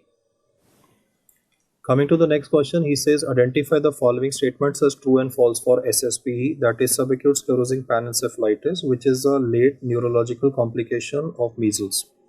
Now, what happens in this particular disease is that though the infection with the measles virus will occur as early as, let me say, 2 years of age or even in infancy, because the parents did not get the child vaccinated, the same child, when he'll be 8 years of age or 10 years of age, you will notice the fact that there will be a neurodegeneration. What I mean by neurodegeneration is that the scholastic performance of the child, the ability to copy from board or the handwriting of the child will begin to progressively reduce. So this child's grades in the school are the first ones to fall, and parents are thinking that he is not studying properly. They might scold the child, though they're not realizing that the child is having a neurological problem. Now, why parents would come to you is because this child is having neurodegeneration to the level that he is not even realizing that his bladder is full. Like a 8-year-old child can normally know that his bladder is full, so he can go to the washroom by himself. This child has now started wetting his pants, so parents are worried what's going on. Our child, he's 8 years of age. I mean, he is a brilliant one in school, and now the performance is going down. He's not able to control his bladder, he's not able to control his stool, and that is when it dawns on them that there's some neurological problem going on, because he's having these involuntary twitches or jerks in his hands or jerks in the leg, that is myoclonic jerks presenting in the patient. That is when they seek your advice. You would be doing a EEG in this child that will be showing presence of this high voltage bursts. The high voltage bursts which are found in the EEG of this patient, they may not occur after every 1 second, though sometimes you might notice symmetry, sometimes asymmetry might also be noticed between these high voltage bursts. That is, the time lag between these high voltage bursts can vary. That could be anything between a range of 0.5 to 4 seconds when these high voltage bursts would be coming. The clinical manifestations do not develop immediately. You will also have to do a lumbar puncture in the patient to demonstrate antibodies in the CSF to the measles virus. Now, please remember that in an individual who's had infection with measles, the antibodies will last for lifetime in the blood. But antibodies to the measles virus in the CSF as well as antibodies to the measles virus in the blood are indicative of the fact that this person is having an infection related to the brain also. Based on this, if you look at the first option, seizures, personality change in myoclonus, that's a true statement. The personality of the child is changing because he might become very docile or very angry child because he's being continuously ridiculed by parents. It occurs due to herpes simplex virus is a false statement caused by measles virus. EEG shows periodic sharp waves, that's okay, that's a true statement. It occurs after 8 to 10 years of initial infection. Yes, it does not occur immediately, so that's a true one. And antibodies are found to measles virus in the CSF is again a true statement. So answer to this particular question, all are true statements except one, that is B, which is a false statement. For C, I would like to say like this, that the exact periodic word was a little controversial one because you do not have exact periodicity replicated in this condition. Periodic sharp wave complexes are more classical of variant Creutzfeldt-Jakob disease, which is a neurodegenerative process. But even if I give a benefit of doubt, yes, periodicity, that is what the criteria are mentioned. The textbook criteria mention that the clinical features must be present like that of myoclonic jerks. There should be periodic high voltage discharges. There could be development of antibodies, that is proteins could be elevated. CSF should be having measles antibody, and brain biopsies obviously, post death in the patient exhibiting a panencephalitis. So if you're having 3 out of these 5 criteria present, then you are bang on track for diagnosis of subacute sclerosing panencephalitis. What are the features? They would be child something like 8 to 10 years of age with myoclonic jerks. Do not mix it with juvenile myoclonic epilepsy, which usually occurs between 10 to 19 years of age, and there is no infection per se. That is having a EEG discharge of 4 to 6 hertz. Whereas here I was talking about high voltage bursts that are occurring on a periodic basis. So the EEG findings will help you in differentiating juvenile myoclonic epilepsy from subacute sclerosing panencephalitis. In fact, before I go forwards, I would just want to tell you that myoclonic jerks are usually asked in the exam from epilepsy topic, and if the age of the patient is less than 1 year of age, we could be thinking in terms of infantile spasm, which is also called as West syndrome. But if the age of the patient is between 8 to 10 years of age, you could be thinking in takes of a disease by the name of subacute sclerosing panencephalitis. If the age of the patient is between 10 to 19 years of age, you could be thinking in terms of juvenile myoclonic epilepsy. And if the age of the patient is, let me say, 35-40, he has consumed beef, poor quality beef, and then he's having these manifestations, then you have to think in terms of VCJD, that is variant Creutzfeldt-Jakob disease, which will again be having periodic sharp wave complexes. So do remember these aspects that I mentioned before you for myoclonic jerks, because they're usually asked in the question, and age can give you somewhat of a hint regarding which of the following diseases could be present in the question. Moving ahead. The question says a patient presents with deafness, hematuria, and chronic kidney disease. His maternal uncle is having the same disease. I think this was one of the easiest questions in the exam because there is a positive family history of CKD given in the question. And now if you analyze the data, there is a problem with the ear, that's a sensory neural deafness, kidney involvement in CKD. All of these point towards diagnosis of Alport. I mean, you could have cracked this question even without having looked at the options, because you should know this fact that COL4A gene with a positive family history results in development of basement membrane damage with respect to the kidney, which explains the fact that these patients would be having a development of hematuria and a progressive renal disease, that is ESRD. The second feature that is found in this patient is development of sensory neural deafness. The third feature which is found in this condition is involvement of the lens of the eye, that is lenticonus, though was not given in the question. So if you combine a kidney involvement with a manifestation of sensory neural deafness and then also add lenticonus to it, you arrive at diagnosis of Alport syndrome. Goodpasture syndrome is an autoimmune disorder which will be having only two things, that is hemoptysis and hematuria. And in this question, hemoptysis and hematuria is not given, so I am ruling choice number B out of the options. Choice number C is the number one cause of microscopic hematuria. I've written micro word before hematuria. So leading cause of microscopic hematuria is immunoglobulin A nephropathy, and that is why it has been ruled out from the discussion as well. Tubulointerstitial nephritis usually presents with salt wasting and renal failure. There is no manifestations of any deafness. There is no manifestations of any hematuria, but the primary complaint is salt wasting because the problem is with tubules. Hematuria is mainly related to glomerular damage. So even if you go by exclusion, the answer to this question would still be worked as A, Alport syndrome. The next question says a 80-year-old child has presented with cough for 7 months and fever since 15 days. So that's a fairly long history. Cough for 7 months, I mean that's fairly a long history, and fever for 15 days. And then there's a chest auscultation finding of a decreased air entry on the right side, and on x-ray you can definitely notice a parahilar shadow on the right hand side in the right middle zone of the patient. So we are definitely having a lung lesion which is well documented on the x-ray, and it's fairly big in size. Now if you look at the first option, hydrated cyst, can it cause cough for 7 months? Hydrated cyst can press on the bronchus, and when it will grow, as the hydrated cyst progressively increases in size, the pericyst increases in size, the bronchus could be compressed, and that could result in development of cough in a patient. So yeah, I mean cough can be seen in patients of hydrated cyst for long duration. Fever since 15 days. Why? Because if the hydrated cyst will rupture, it could contribute to allergic reaction, and that allergic reaction could result in even development of an anaphylactic shock and death in the patient. But since fever is given, fever is one of the features of allergic reaction, so I'm just putting a minus sign here to say also that this may not be the answer to this question. Why? Because if the hydrated will rupture, the allergic reaction can be lethal enough to cause death, and a patient usually may not be alive to come with a presentation like this. But yeah, I would keep it in the option still. Lung abscess. Option number B, lung abscess will always be having a classical air fluid level because the pus due to gravity will settle at the bottom. So for lung abscess to be first present, you will not have a history of 7 months. You will have a shorter history. The pus will settle at the bottom, the air will be on the top, so there would be a classical air fluid level. In this X-ray, I cannot see a circumscribed shadow. I cannot see a air fluid level, so I'm ruling out option number B from the discussion because of two reasons. Florid presentation, that's a aggressive presentation over a short duration with bronchuria given in the patient or in the MCQ, and also presentation of air fluid level which is not visualized. Consolidation, that means pneumonia, will again have a very florid presentation. It would be like matter of few days and not months altogether.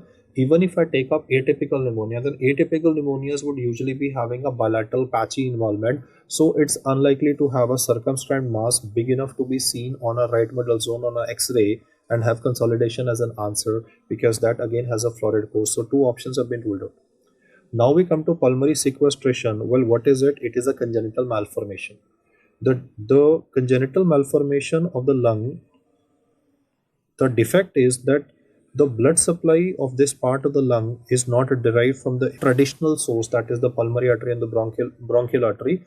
The blood supply of this part of the lung is derived from the aorta, and this defective part of the lung, I'm calling it defective because it has a different blood supply from what traditional is, can definitely get infected gradually and could present like this, having a presentation of cough for long duration and fever for 15 days. So I am having two options to select between these, that is hydrated cyst and pulmonary sequestration. So how to solve the riddle? Hydrated cyst, as you are aware of, usually has a water lily sign. So hydrated cyst will also result in development of a more circumscribed shadow. I'll just show you an image that will make it relatively more clear to you. You see, hydrated cyst could be having a feature which could be having this calcification in the periphery of the pericyst, and then you could be having this growths which could be of the cyst growing inside. So when it comes to hydrated cyst, we have a classical appearance which is called as water lily sign. And again, I emphasize the fact that it should be a circumscribed lesion. That's the lilies which are growing inside, visible also on a CT. So because of the fact that the classical water lily sign which is normally encountered is not visualized in this X-ray, and what we are seeing is a ill-defined mass which could be a a, a lung malformation which is having a aberrant blood supply with a secondary infection. The diagnosis goes in favor of D, that is pulmonary sequestration. In questions like these, I would suggest you to avoid answering if you are not aware of the profile of the patient or how these clinical manifestations will appear. In fact, there were two very close options in this question, that is A and D, and radiologically, I have ruled it out. Though in real clinical practice, I would like to do a CT chest before I'm sure, or even I might do a CT angiography before I'm sure. But this was, I would say, a difficult question to crack. I mean, unlike the previous one, which was, damn simple, that you know about Alport syndrome and you can work it out. This was, I would say, cracker of a question or a difficult one from a respiratory perspective, because pulmonary sequestration is what we normally study as only the investigational choice, right? CT angiography. But this congenital malformation, is having a propensity to get infected, and it could be a gradual slow onset manifestation. And why cough? Because this abnormal part of the lung might press on the normal part of the lung and contribute to development of irritation of the bronchus, and thereby contributing to cough for a long duration with secondary infection. So answer to this question is choice number D. Water lily sign is one that is encountered with hydrated cyst. I have here shown you image once again of pulmonary sequestration, and the textbook says that this could be a cystic or a solid mass of a non-functioning primitive tissue. So pulmonary sequestration has a different blood supply, and it may not be contributing to the lung ventilation also. That is one.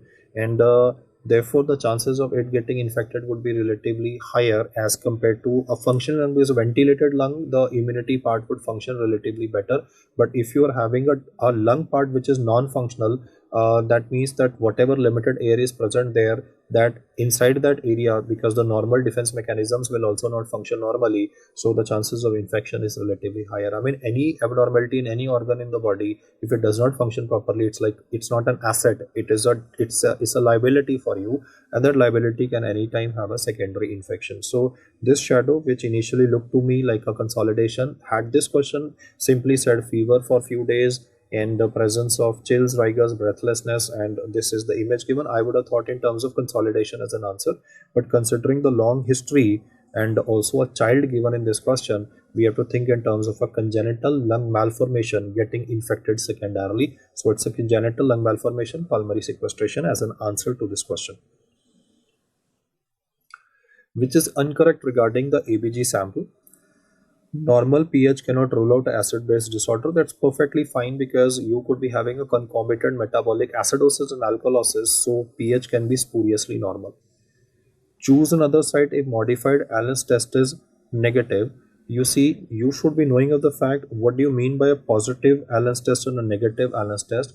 If positive ALANS test is written, that means that there is a normal collateral circulation. It means there's a good collateral circulation, so you can use that particular arm. So meaning of the word positive modified ALANS test is that that particular side can be used. But if you read the word negative ALANS test, it means the fact that there is a insufficient circulation, and because of the insufficient circulation you should not take the sample from that particular site. So let's try to remember this. At least one point should be remembered. ALANS negative means there is a insufficient circulation, use the contralateral side. Positive means that use the same side. Most of the time when people read positive ALANS test, they tend to think that it means that there is a insufficient circulation. No, insufficient circulation is for negative ALANS test. So we go back to the choice. It says choose another site if modified ALANS test is negative. That's a correct statement. Why? Because if modified ALANS test is negative, that means there is a insufficient circulation. Try to remember at least one of the two. Either remember positive ALANS test, that means sufficient circulation, use the arm.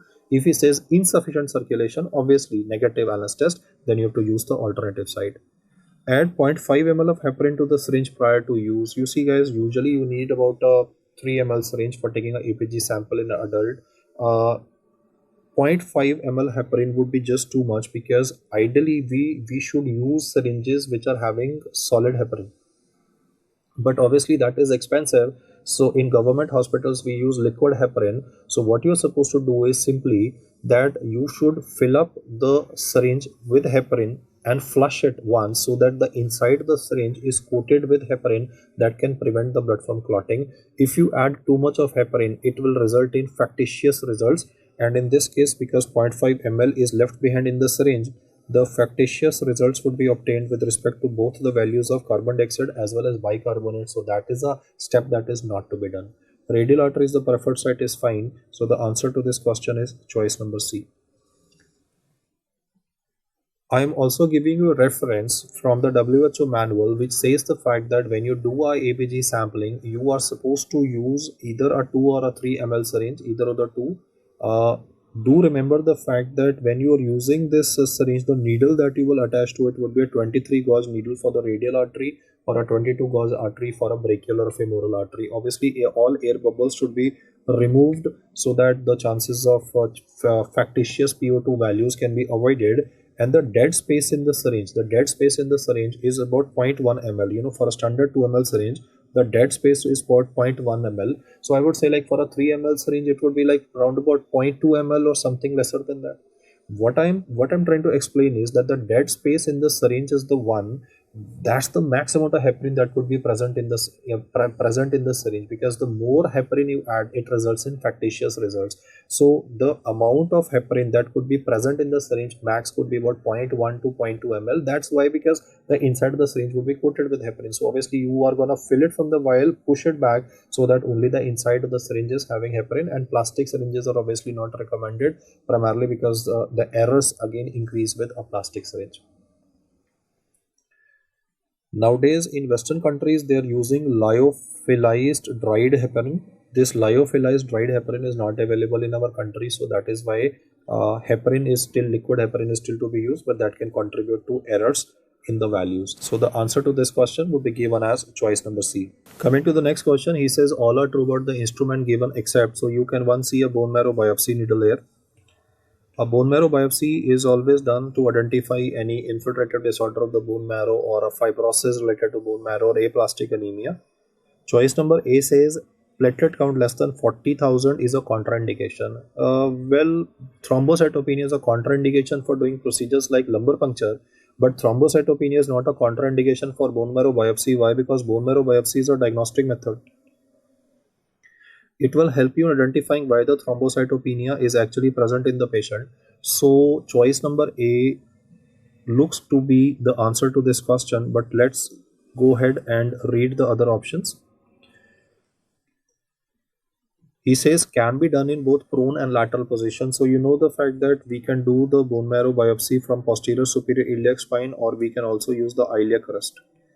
If you will use the posterior superior iliac spine, you will have to turn the patient in the prone position, and for iliac crest in a lateral position. So this is a okay statement. Infiltration and granulomatous diseases are indications. Absolutely. If you are having myelothisis, myelofibrosis, then myelodysplastic syndrome, then you need to identify by doing a bone marrow biopsy in the patient. So any infiltration of the bone marrow by any reason, it could be a cancer infiltrating into the bone marrow, I need to identify it. So I will definitely go in for a bone marrow biopsy. There is no breath holding needed. Absolutely. We're not doing a liver biopsy in the patient that we need to ask the patient to hold the breath. It is a procedure of poking the bone marrow and not a liver biopsy, like I said. So no breath holding needed. So B, C and D are right statements. He says what is the wrong statement with respect to the use of the instrument? The answer is A, because thrombocytopenia is not, or is a contraindication in doing a lumbar puncture, or bleeding diathesis is a contraindication to lumbar puncture, but thrombocytopenia of 40,000 is not a contraindication for doing a bone marrow biopsy, because it will help you identifying why it is actually occurring in the patient. And there are so many causes of thrombocytopenia, including malignancies, which can be picked up by a bone marrow malignancy that can be picked up by a bone marrow biopsy. Answer to this question is choice number A. The next question says, based on serum electrophoresis of the patient, what is the diagnosis? So if you look at the image here, you can notice that red is representing abnormal, the black is the normal representation. The values of albumin in this particular patient is reduced. However, alpha-2 globulin values are increased in this patient. And then you can again notice that the gamma globulin component in the patient, that is the antibody component, is also reduced in the patient. So two things are happening: albumin and globulin is reduced in the patient, alpha-2 globulin is rather elevated. You can straight away rule out multiple myeloma, because that would be having an increase in the gamma globulin component, whereas in this question you can notice a reduction in the gamma globulin component. Multiple myeloma has M spike at this area. Tuberculosis as an infection in the body will also have an increase of gamma globulin. Two options can be easily ruled out here: multiple myeloma and tuberculosis, both having an increased gamma globulin. Here it is reduced. That leaves you with two options to consider: nephrotic and cirrhosis. Now try to solve them. You see, nephrotic syndrome is characterized by urinary losses.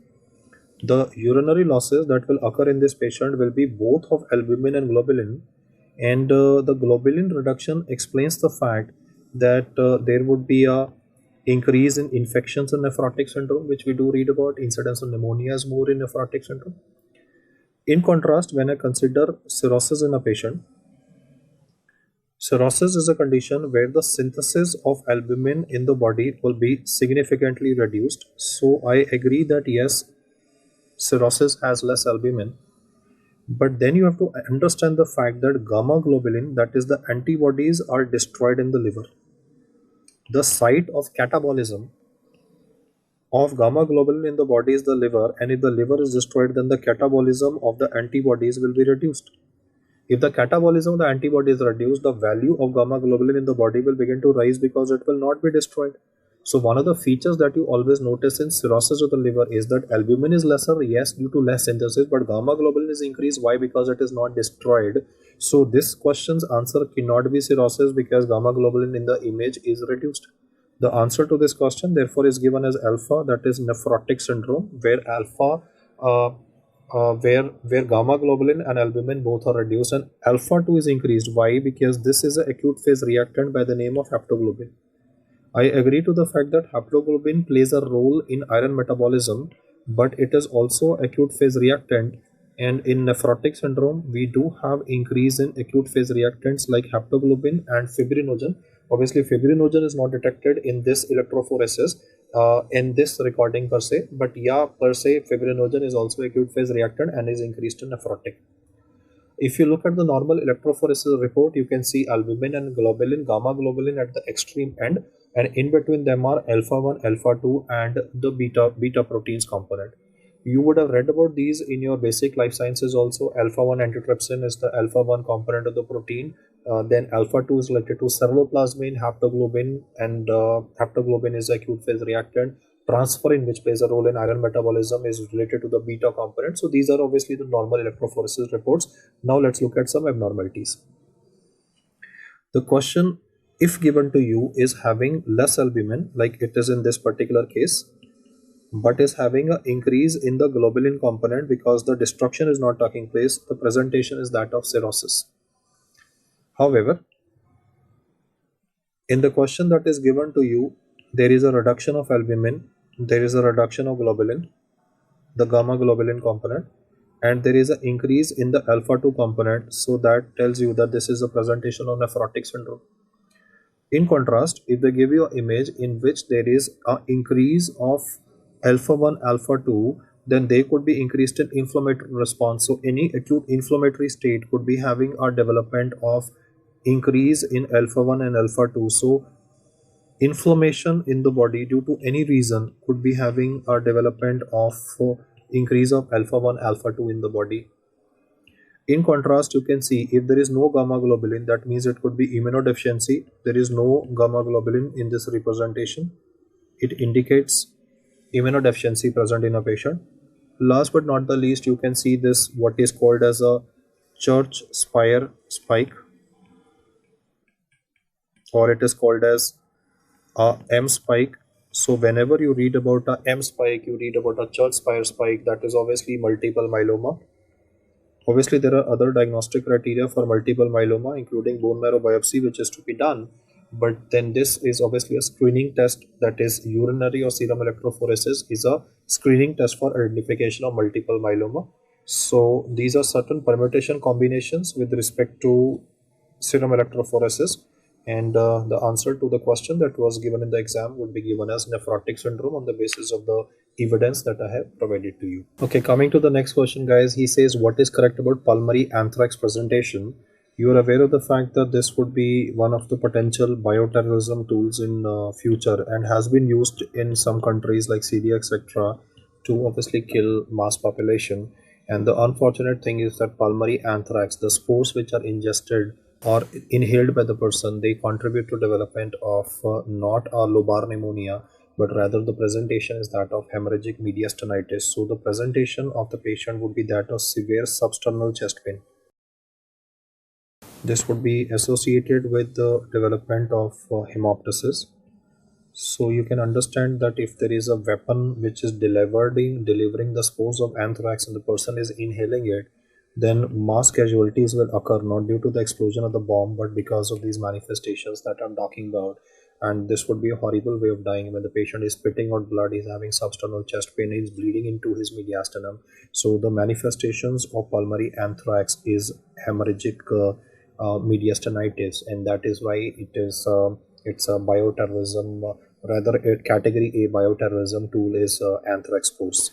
This is just a reference that says clearly that inhalational anthrax causes hemorrhagic mediastinitis with bloody pleural effusion, hemoptysis in a patient, and ultimately patient goes into shock, both septic shock as well as shock because there is blood loss in a patient. So combination of the septic and hypovolemic shock would contribute to expiry of the patient. The next question says, what is correct about metabolic status on frequent blood transfusion? If a patient is undergoing a frequent blood transfusion, patient would be having citrate toxicity because one of the buffers that is used is called as CPDA. So citrate excess would contribute to the metabolism by the liver, which will convert it into bicarbonate, and excess bicarbonate synthesis in the body would result in development of metabolic alkalosis in the patient. The correct answer to this question is choice number A. Two options could have been ruled out right away. Respiratory, obviously not, because we are talking about a product in the blood, so it has to be a metabolic aspect, and that would be a metabolic alkalosis. This term will definitely make you realize that you have not done anything in your medical college. Don't bother about these kind of questions in AIIMS and even in the NEET exam, because a couple of them are gonna make you feel as if you've done nothing. So let's try to solve this question assuming that you know nothing, right? You are a brilliant chap, you know everything. This is just a part, or rather a question put by the examiner to let you know that you cannot score perfect.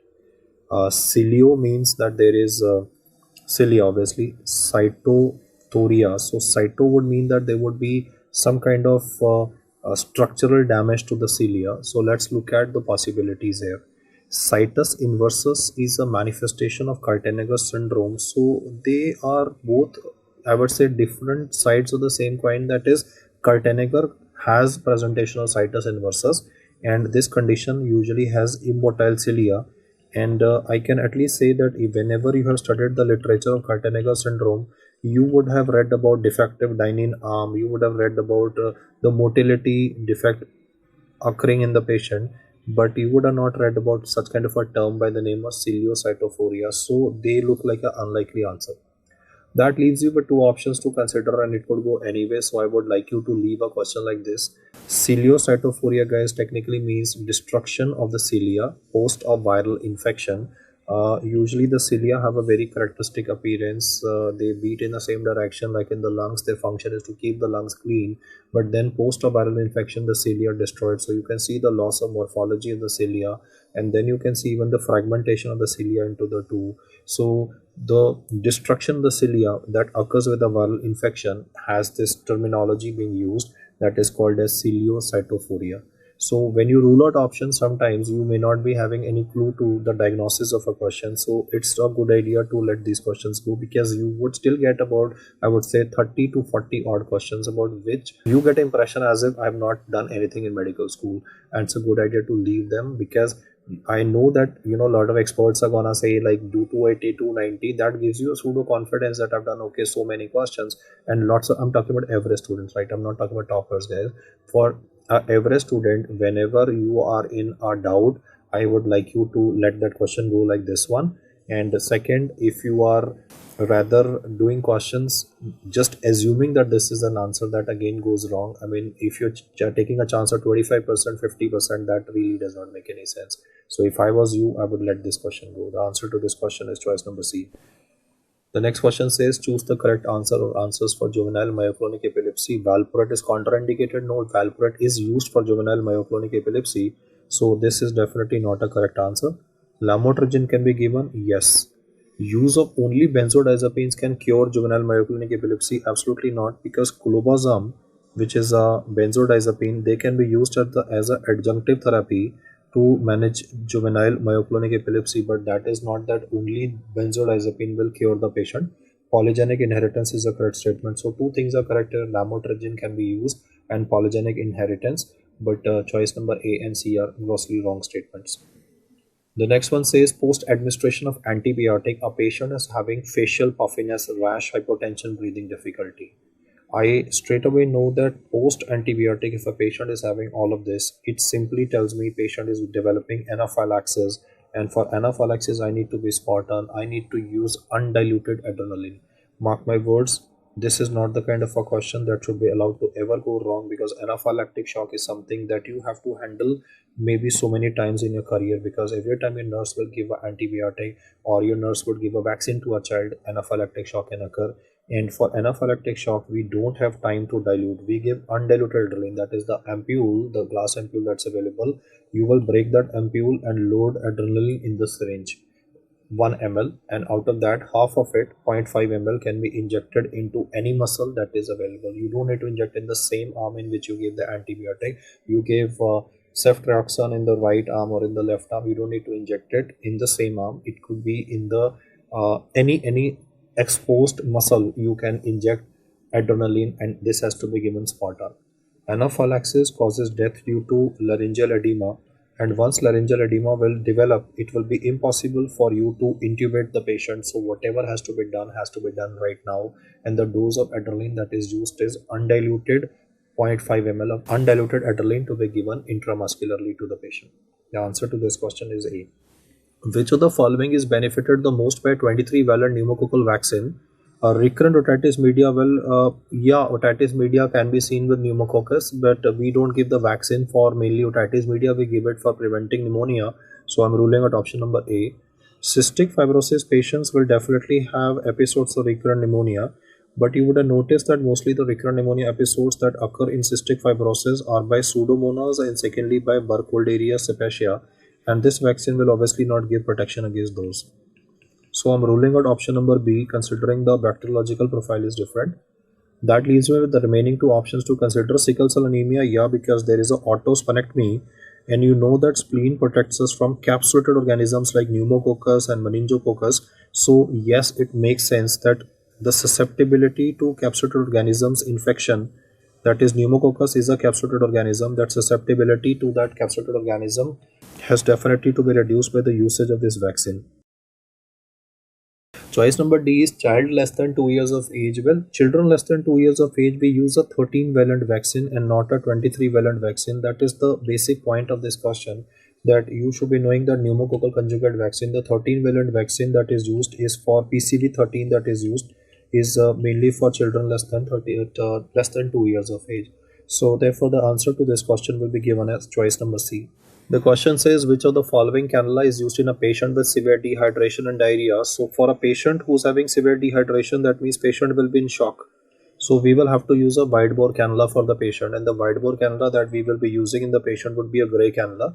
A gray cannula will be 16G, that is the widest bore available for management of an adult patient with shock with diarrhea. When it comes to blue cannula, that is 22G, that is mainly for pediatric cases, or in geriatric cases we use a blue cannula. When it comes to a green cannula, that is 18G, it is given for routine maintenance fluids. Green cannula can be used for giving blood transfusion, it can be used for giving routine maintenance IV fluid. They are used to give antibiotics for an adult male. Whereas if you have to do the same task for an adult female, like in adult female I have to give routine maintenance fluid, antibiotics, blood transfusion, I could be using a pink cannula. The gauge of pink cannula would be 20G. So the answer here would be the widest bore cannula, that would be gray cannula. Answer to this question is choice number C. The next one says a patient of chronic liver disease presents with acute variceal bleed with a blood pressure of 80/60. So hypotension is there, tachycardia is there, which is not to be done. Infusion of octreotide, yeah, because octreotide or somatostatin is the drug of choice for management of bleeding varices. So yeah, I'm gonna use it because it will reduce the pressure in the portal vein, and that will definitely improve the chances of survival of this particular patient, because portal vein higher pressure contributes to bleeding from the varices.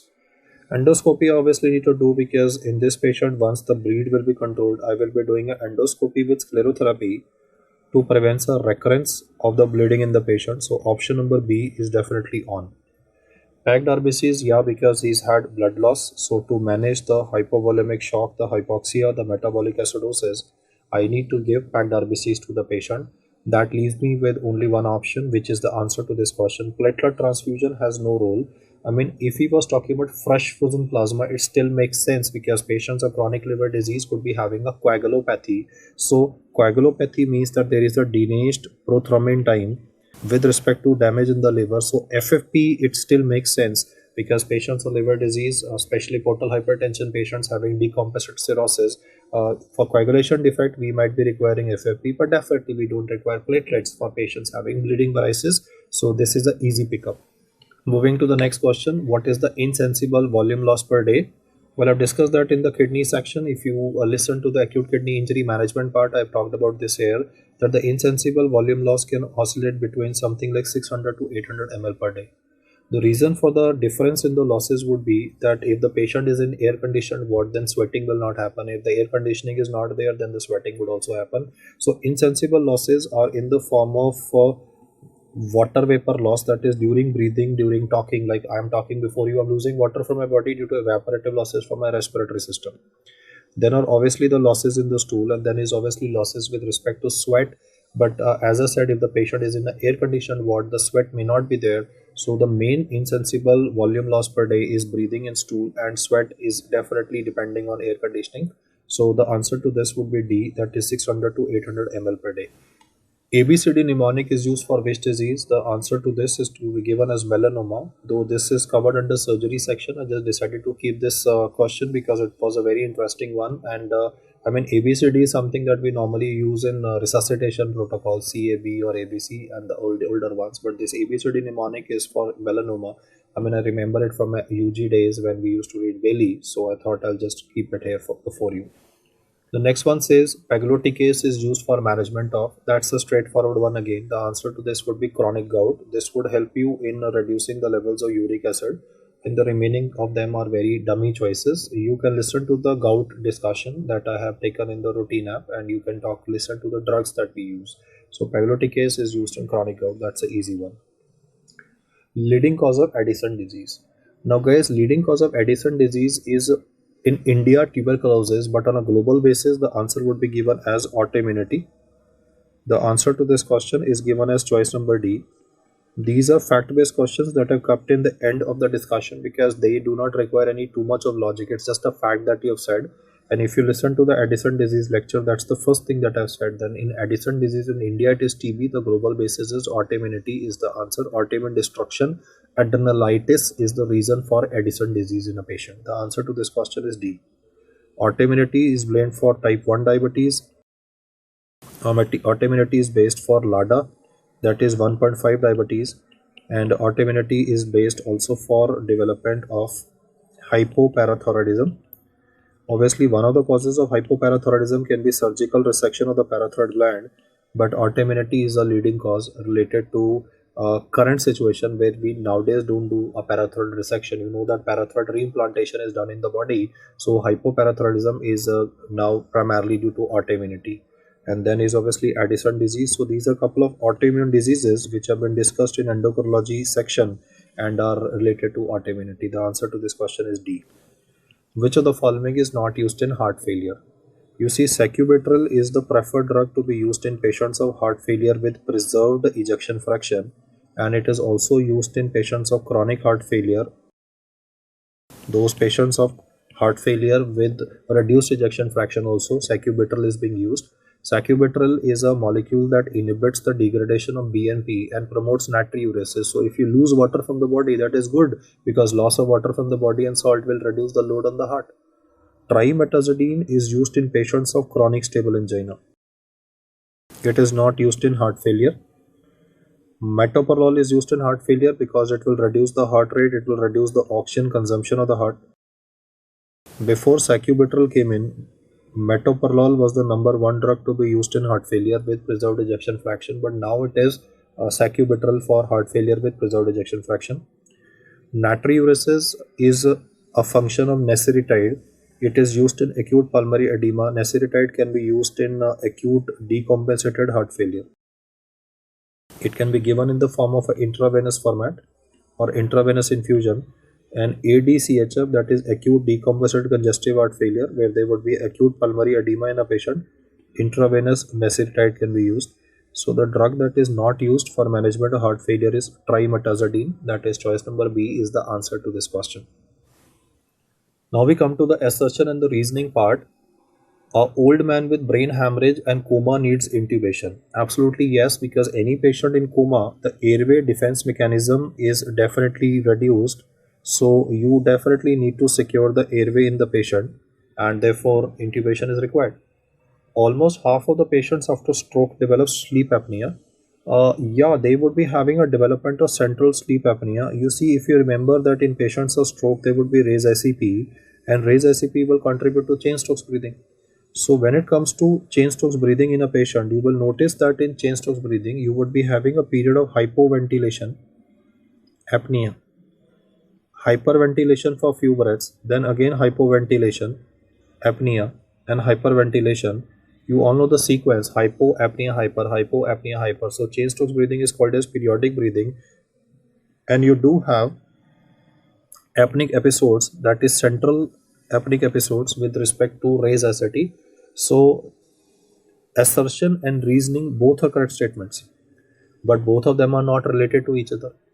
Therefore, the answer to this question would be given as 2. Both assertion and reasoning are correct, but reasoning is not the correct explanation of A. The next question on assertion and reasoning says, in a patient presenting to the OPD for community acquired pneumonia, empirical treatment is done with combination of beta-lactam and azithromycin. Now this is a practically a wrong statement. Why I'm saying that this is a wrong statement is because you are not going to use a combination in OPD management. I'll just show you a snapshot from Harrison so that you are sure about it. This is what the textbook says. For outpatients, he says, if he is presenting to you first time, he is a previously healthy patient, or old man developed a pneumonia, the curve score of the patient that we're discussing is something in the range of, let me say, the curve score of my patient is between 0 to 1, because you know that if the curve score is 2, then the patient would be receiving a IPD management. Now, if he's previously healthy, he's never received antibiotics, what I'm gonna do, I'm gonna give to the patient macrolides, or I can give to the patient doxycycline. So there's a word or between macrolides or doxycycline as a first line management for anybody who's never received antibiotics and is a previously healthy chap. Now suppose he was admitted in my hospital 2 months ago, or let me say 1 month ago, the old man was discharged with diagnosis of pneumonia, or he's having a comorbidity. Comorbidity would mean like he's a diabetes patient, he had a coronary artery bypass grafting, and then he had a pneumonia, now again came with pneumonia. So if he's already received a course of antibiotic, what I'm gonna use is either respiratory fluoroquinolone like moxiflux, or I'm going to use a beta-lactam for the patient like high-dose amoxicillin, clavulanic acid. So please appreciate the fact that beta-lactam is going to be used only if there's a comorbidity. And if it is a first-time presentation, it's going to be usage of macrolide / doxycycline in the patient. So combination of the two is not being done. Either is being done depending on the situation. Here what is done is played with English. He's saying that if a person is presenting to the OPD for community acquired pneumonia, you are going to use two antibiotics. No, you're going to use either of the 2 antibiotics. First time presentation, azithromycin. If he has already received a course of azithromycin in the previous 3 months, I'm going to use beta-lactam, but I'm not going to use 2 of them. So that's why I said wrong statement. Covers all common organisms including anaerobes. That's again a wrong statement. Why I'm saying a totally wrong statement is because obviously anaerobes we will require coverage with clindamycin, and here we are not discussing that. So both A and R are false statements. So you can see that the wordings will definitely matter. And again, for this question, if you have an alternative available, do let me know so that we can improvise on the options that were given, and more the discussion, better will be the result for working out the answers to the various possibilities. Coming to the next question, he said a hemophiliac child with current bleeding episode is treated with 2 units of fresh frozen plasma. 2 hours after the transfusion, he is having breathlessness, there's hypotension, bilateral craps, and the chest X-ray shows bilateral crepitations. So what is the diagnosis? Well, this is definitely not a mismatched blood transfusion, because mismatched blood transfusion will present definitely with flank pain. There would be development of hypotension, and then there would be a black urine. There would be oliguria in the patient because there would be acute tubular necrosis in a patient. So that is not given, so I'm ruling it out. Sepsis contributing to manifestations within 2 hours is a little unlikely. Septic shock, occurring within 2 hours is again unlikely, and septic shock causing crepitations is also not a feasibility, because septic shock causes underperfusion of organs, so you are not going to have crepitations. Now you're left with taco and trolley. TACO is transfusion associated circulatory overload. So if there's a circulatory overload, the BP should increase. You will obviously have bilateral crepitations in the chest, but the blood pressure in the patient should definitely rise, and that would be a cardiogenic pulmonary edema. So bat wing edema will develop in the patient. But when it comes to TRALI, transfusion related acute lung injury, the blood pressure of the patient either remains normal or can be less. There will definitely be crepitations in the chest of the patient, but these would be non-cardiogenic in origin. Now let's look at the information provided in the question so that we can identify whether it is a cardiogenic or non-cardiogenic edema. Is he providing us some information? He's saying he's having breathlessness and pulmonary edema, both correlate, but there's a hypotension in the patient that goes against the diagnosis of TACO, which always has an elevated blood pressure. In clinical practice, when we are in doubt, we do a test by the name of BNP. BNP levels are always elevated in TACO, but BNP levels are normal in trolley. The diagnosis of this particular question will be given as choice number B, that is transfusion related acute lung injury. Whereas if in this question he had mentioned regarding increased blood pressure of the patient, then I would have thought in terms of transfusion associated circulatory overload. So the answer to this question is B. Coming to the next question, which says match the following. One, you can notice a presentation of what is called as a Steinberg sign, or instead of saying a Steinberg sign, I can just use the word thumb sign. Well, how to elicit a Steinberg or a thumb sign is that you will be asking the patient to make a fist with the thumb flexed. If I do a activity like this and then turn my wrist, you cannot see my thumb projecting, but in this patient you can definitely notice the projection of the thumb even below, beyond the ulnar side of the hand of the patient. And then if I use my fingers and I try to encircle my wrist, I will not be able to encircle my wrist. I mean, if a girl, gender wise girl is having a small wrist, you might be able to encircle, but at least our fingers can't wrap around the wrist. But in this chap you can see the fingers are encircling the wrist of the patient, so that's called as a wrist sign. And both of these are features, thumb sign and wrist sign. They are features which are encountered in patients who are having defect on chromosome number 15, that is Marfan syndrome. Both of them are components of the Gantz criteria, which are useful for identification of Marfan syndrome. So I'll just draw arrow linking the two. In the second image, you can notice these macules, which are called as Cafe-Elliott macules, which are present on the trunk of the patient, and that makes you consider the diagnosis of neurofibromatosis. The next one is having abnormality related to shoulder. So obviously one of the scapula is elevated as compared to the other one, so strangle shoulder. And in the last one, you can notice the presentation of a blue sclera, which means that the patient is having osteogenesis imperfecta. So this is a easy question, image being given, clinical signs being given to you, and you can identify the matching here. The next question says Maltese cross bodies in the urine is a feature of. The question was not in the blood. Earlier they had asked about question in the blood. For blood the answer is babesiosis, that is Babesia microti. But here the question was regarding the urine, for which the answer to be remembered by you is Fabry's disease. This is a fact, guys, that basically has to be remembered. So just let's have a quick look at the various Maltese crosses that you need to remember.